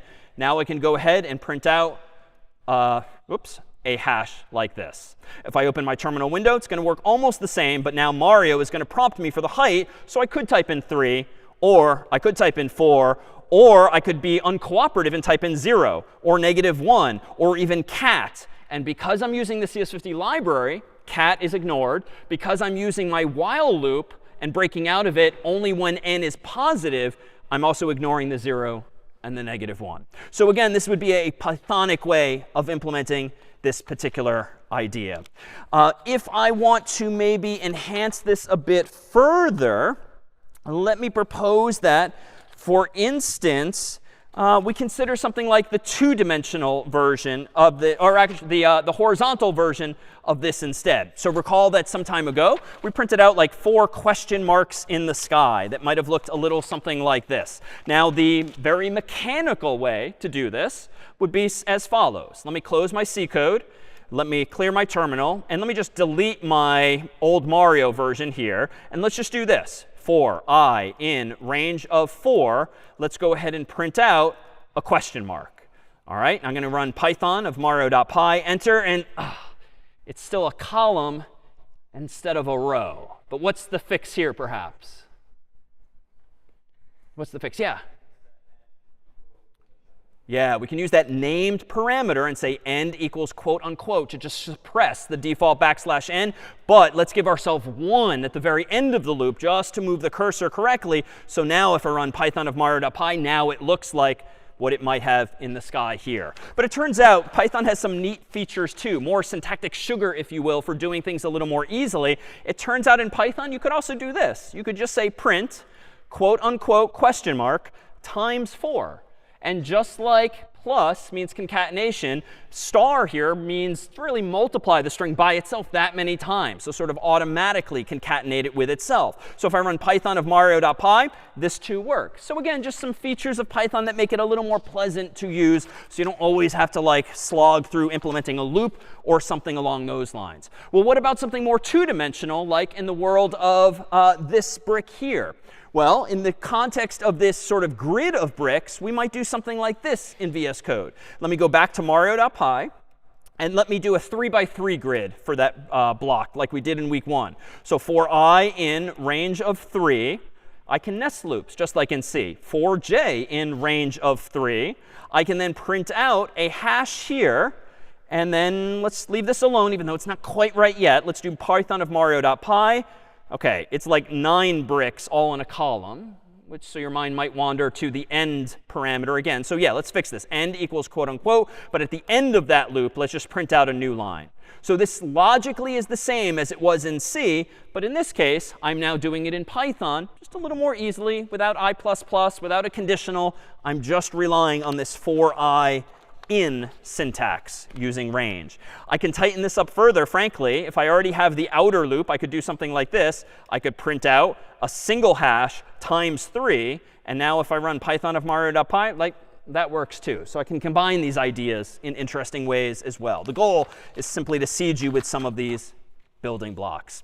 All right, how about code that was maybe a little more logical in nature? Well, in Python, we indeed have some other features as well, namely like lists. And lists are denoted by those square brackets, reminiscent of the world of arrays. But in Python, what's really nice about lists is that their memory is automatically handled for you. An array is about having values contiguously in memory. In Python, a list is more like a linked list. Like it will allocate memory for you and grow and shrink these things, and you do not have to know about pointers. You do not have to know about nodes. You do not have to implement linked lists yourself. You just get list as a data type in Python itself.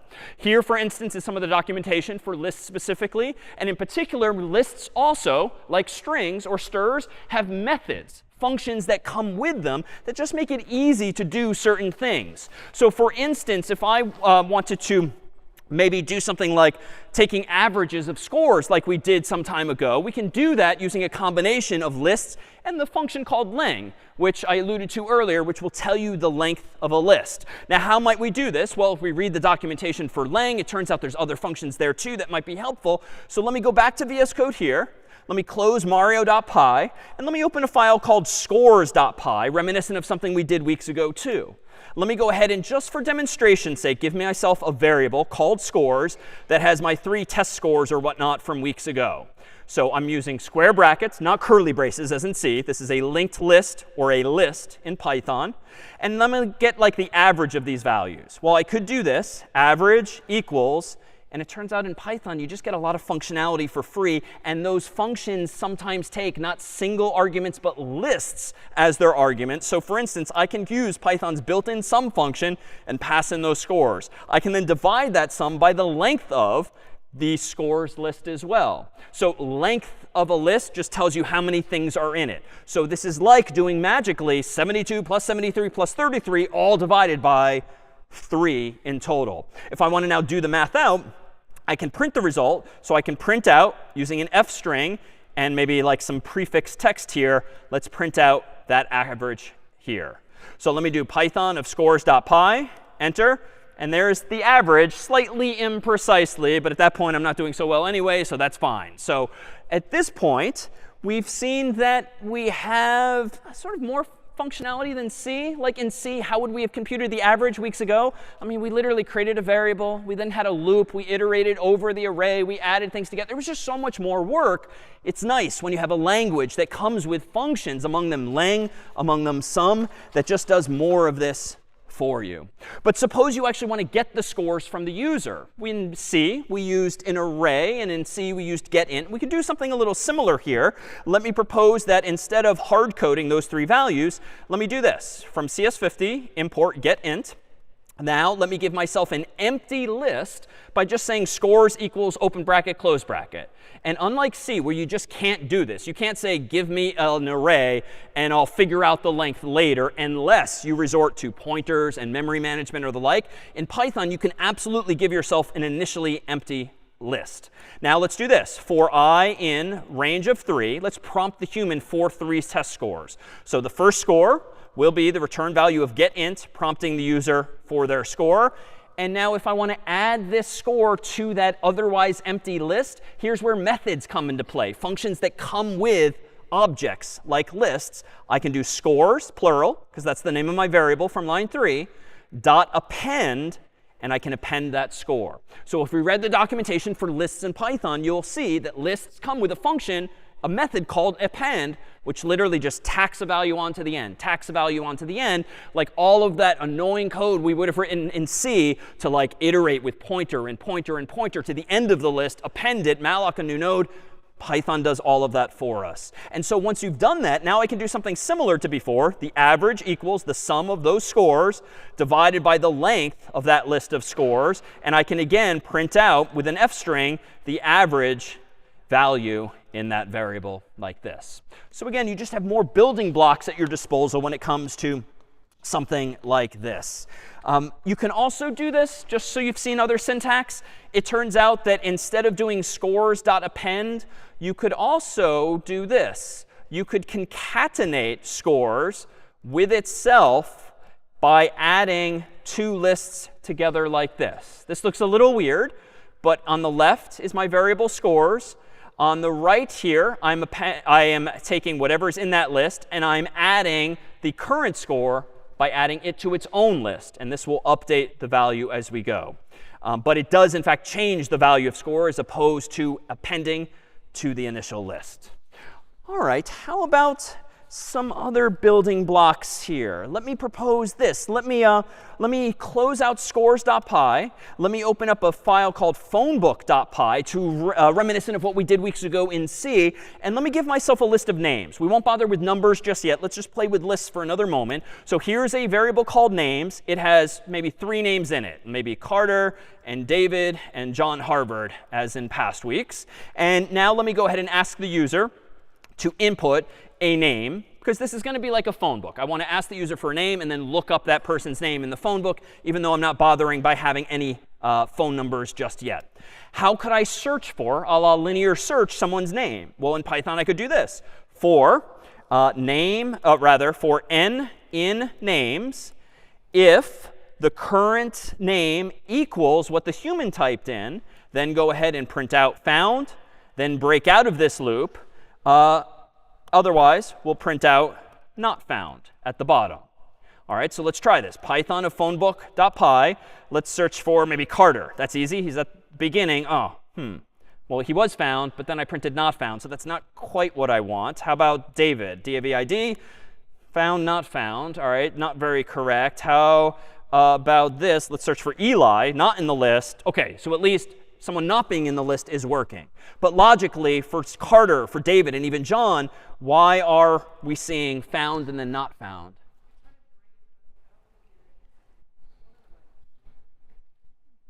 Why is it not found? Yeah. OK, I don't seem to have indented the print, but let me try this. If I just go with the else here, let me go up here and indent this and say else. I'm not sure logically this is what we want, because what I think this is going to do, if I search for maybe Carter, OK, that worked. So it's partially fixed the problem. But let me try searching for maybe David. Now we're sort of the opposite problem. Not found, found. Why? Well, I don't think we want to immediately conclude that someone's not found just because they don't equal the current name in the list. So it turns out we could fix this in a couple of different ways, but there's kind of a neat features of Python. In Python, even for loops can have an else clause. And this is weird. But the way this works is as follows. In Python, if you break out of a loop, that's it for the for loop.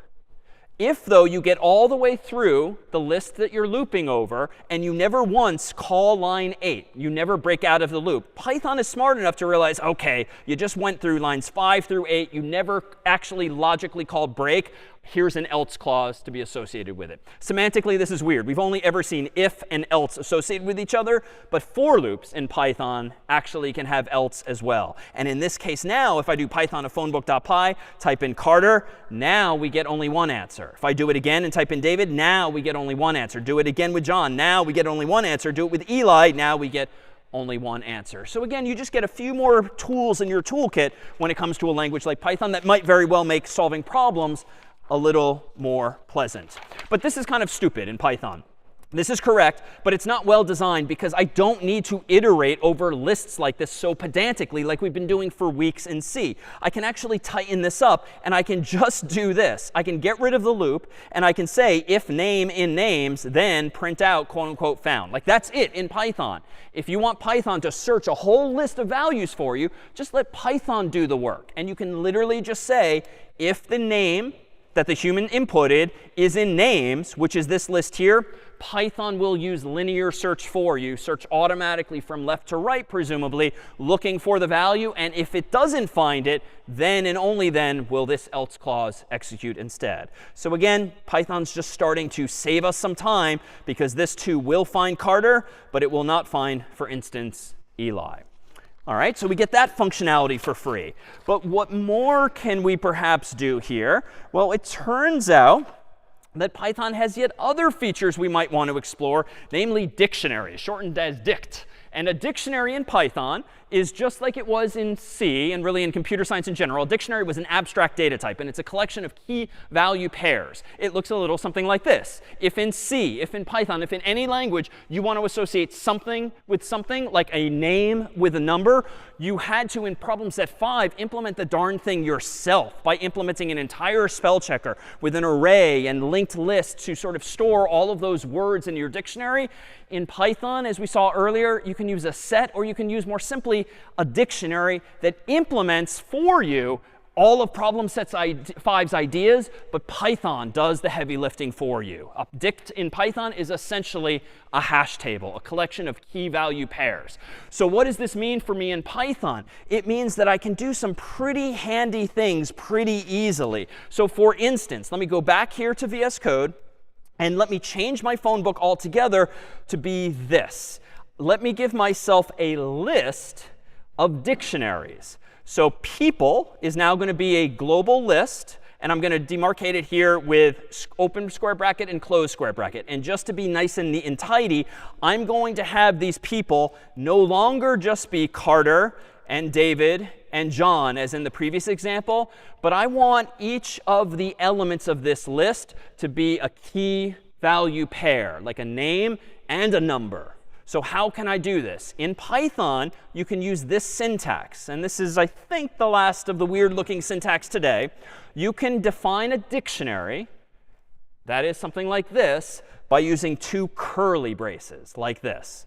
And inside of your curly braces, you get to invent the name, the keys, and the values. So if you want one key to be the person's name, you can do quote unquote name and then quote unquote Carter.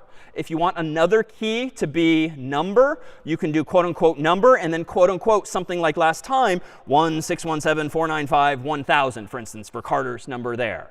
And collectively, everything here on line 2 represents a dictionary. It's as though on a chalkboard I wrote down name Carter, number plus 16174951000, row by row by row in this table. This is simply the code equivalent thereof. If you want to be really nitpicky or tidy, you could style your code to look like this, which makes it a little more clear, perhaps, as to what's going on. It's just starting to add a lot of white space to the screen. But it's just a collection of key value pairs, again, akin to a 2-column table like this. I'm going to undo the white space just to kind of tighten things up, because I want to cram 2 other people in here. So I'm going to go ahead and do another set of curly braces with quote unquote name and David, quote unquote number, and we'll have the same number, so plus 16174951000. And then lastly, let's do another set of curly braces for a name of, say, John. And John Harvard's number, quote unquote number, will be plus 1, let's see, 949468275 is always John Harvard's number. And then by convention, you typically end even this element with a comma, but it's not strictly necessary syntactically, but stylistically, that's often added for you. So what is people? People is now a list of dictionaries, a list of dictionaries. So what does that mean? It means I can now do code like this. I can prompt the user with the input function for someone's name, if the goal now is to look up that person's number.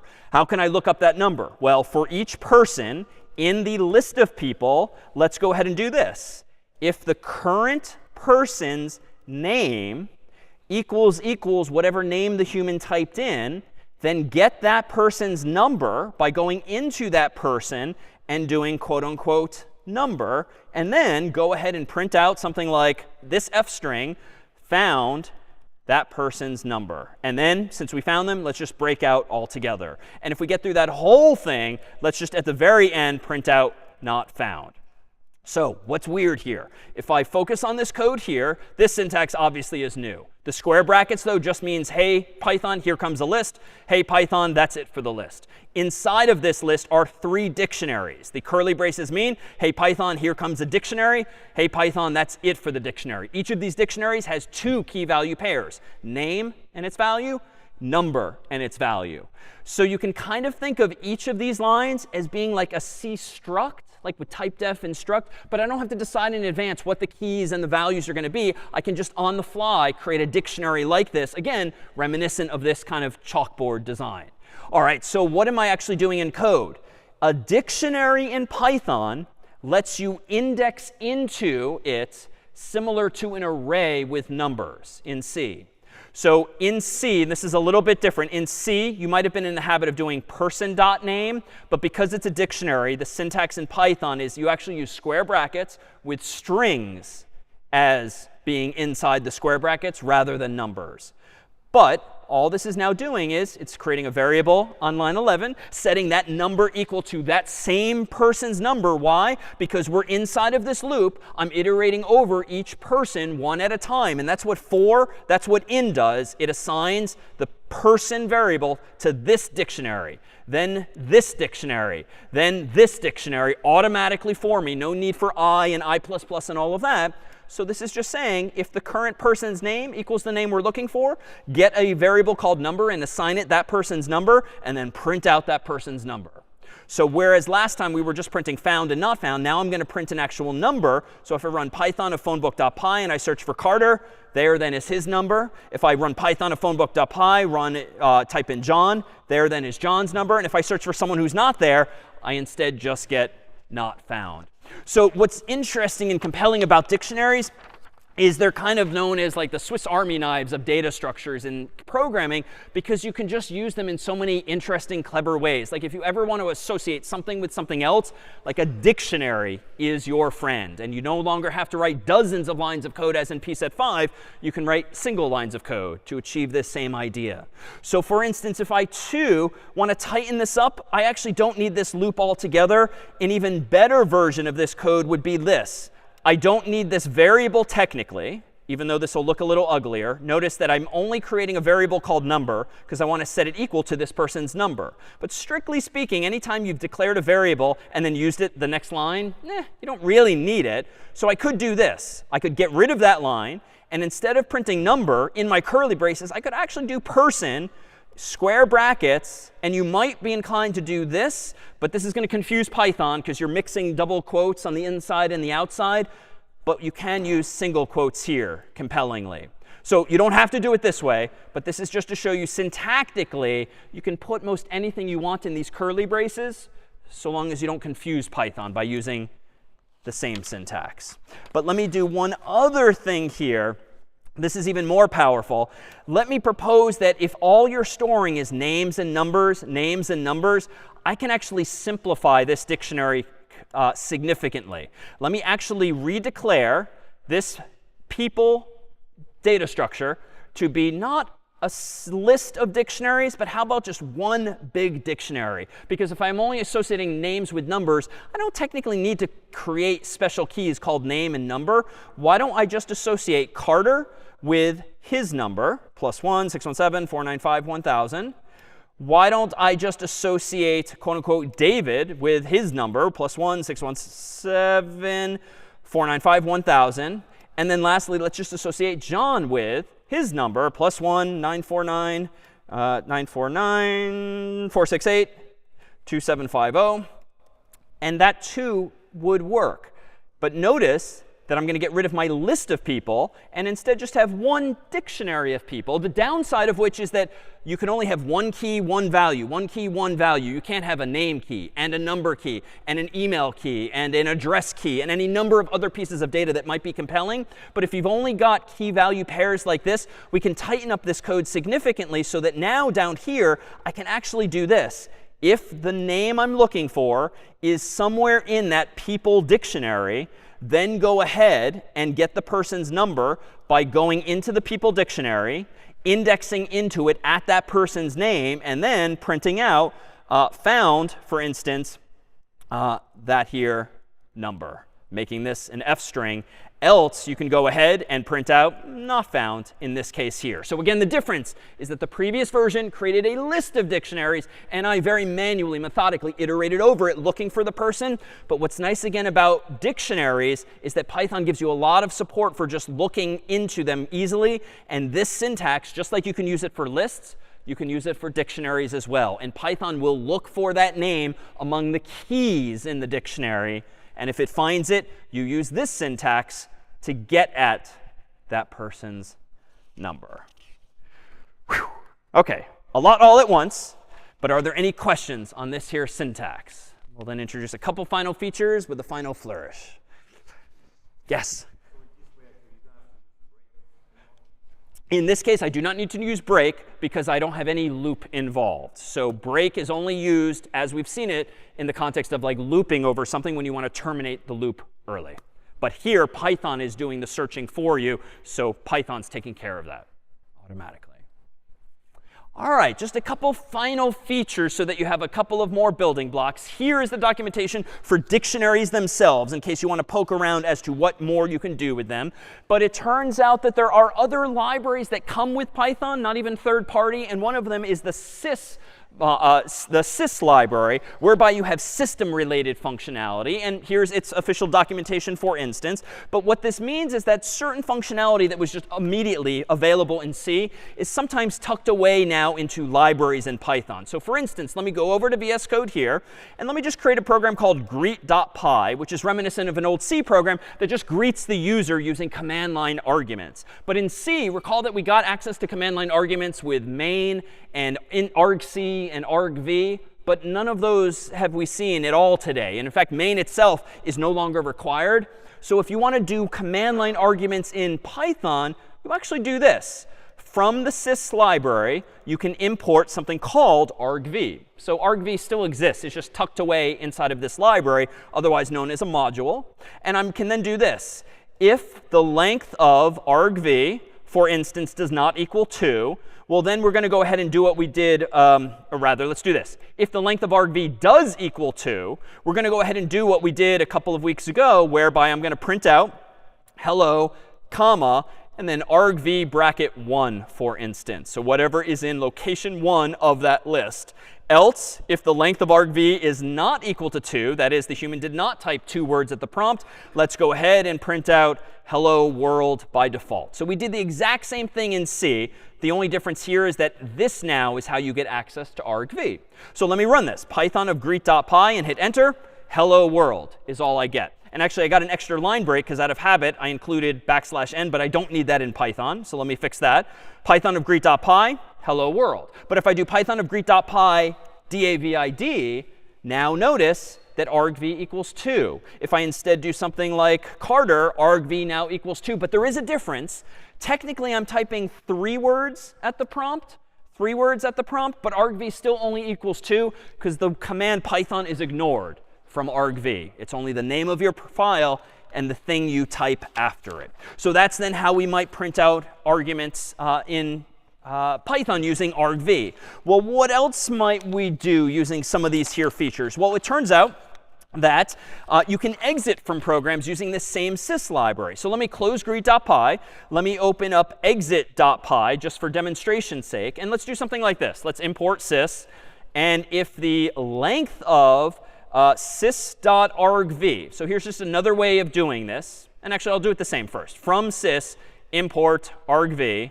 If the length of argv does not equal 2, well, let's actually yell at the user with something like missing command line argument.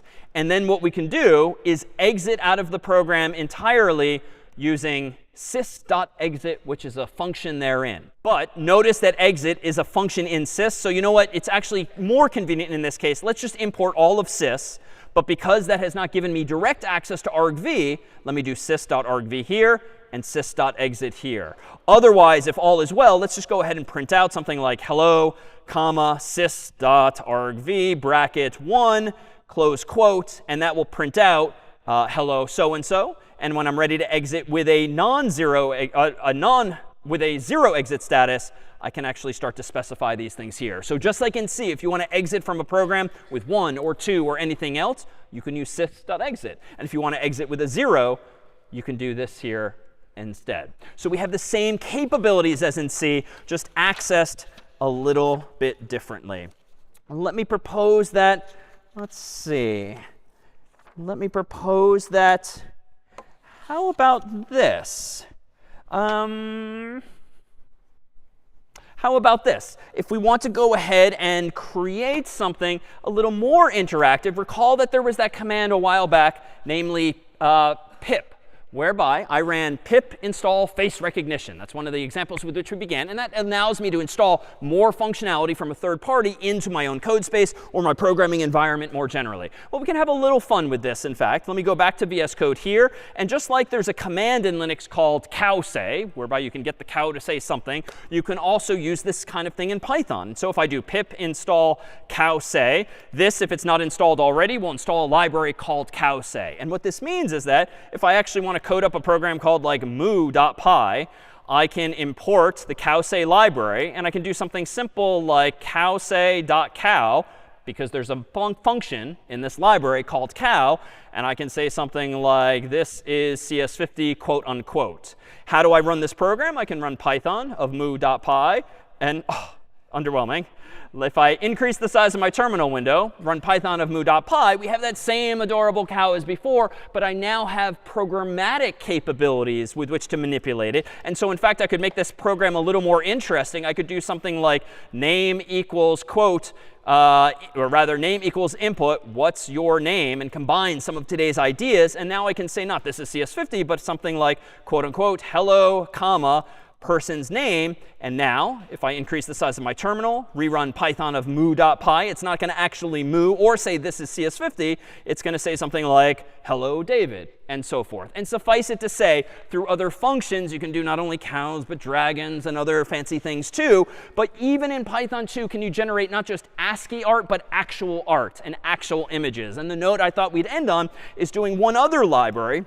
I'm going to go back into VS Code here. I'm going to close moo.py. I'm going to do pip install QR code, which is the name of a library that I might want to install to generate QR codes automatically. And QR codes are these two-dimensional barcodes. If you want to generate these things yourself, you don't have to go to a website and type in a URL. You can actually write this kind of code yourself. So how might I do this? Well, let me go into a new file called, say, qr.py. And let me do this. Let me go ahead and import this library called QR code. Let me go ahead and create a variable called image or anything else. Let me set it equal to this library's QR codes function called make. No relationship to C. It's just called make because you want to make a QR code. Let me type in maybe the URL of a lecture video here on YouTube. So like YouTube /xvfzjo5pgg0, quote unquote. And then I can go ahead and do image.save, because inside of this image variable, which is a different data type that this library gave me, it doesn't come with Python per se, I can save a file like qr.png, and I can save it in the ping format, the portable network graphic. And so just to be clear, what this should hopefully do for me is create a QR code containing that particular URL, but not as text, but rather as an actual image that I can send, I can post online, or in our case, generate into my code space and then open. And so with all that said, we've seen a bunch of new syntax today, a bunch of new features, but the ideas underlying Python are exactly the same as they've been in C. It's just that you don't have to do nearly as much heavy lifting yourself. And here, for instance, in just 3 lines of code, can you generate a massive QR code that people can scan, as you can in a moment with your phones, and actually link to something like a CS50 class. So let me go ahead and run Python of qr.py. Seems to have run. Let me run code of qr.png, which is the file I created. I'll close my terminal window, allow you an opportunity to scan this here very CS50 lecture. And is someone's volume up? There we go. What a perfect ending. All right, that was CS50. We'll see you next time.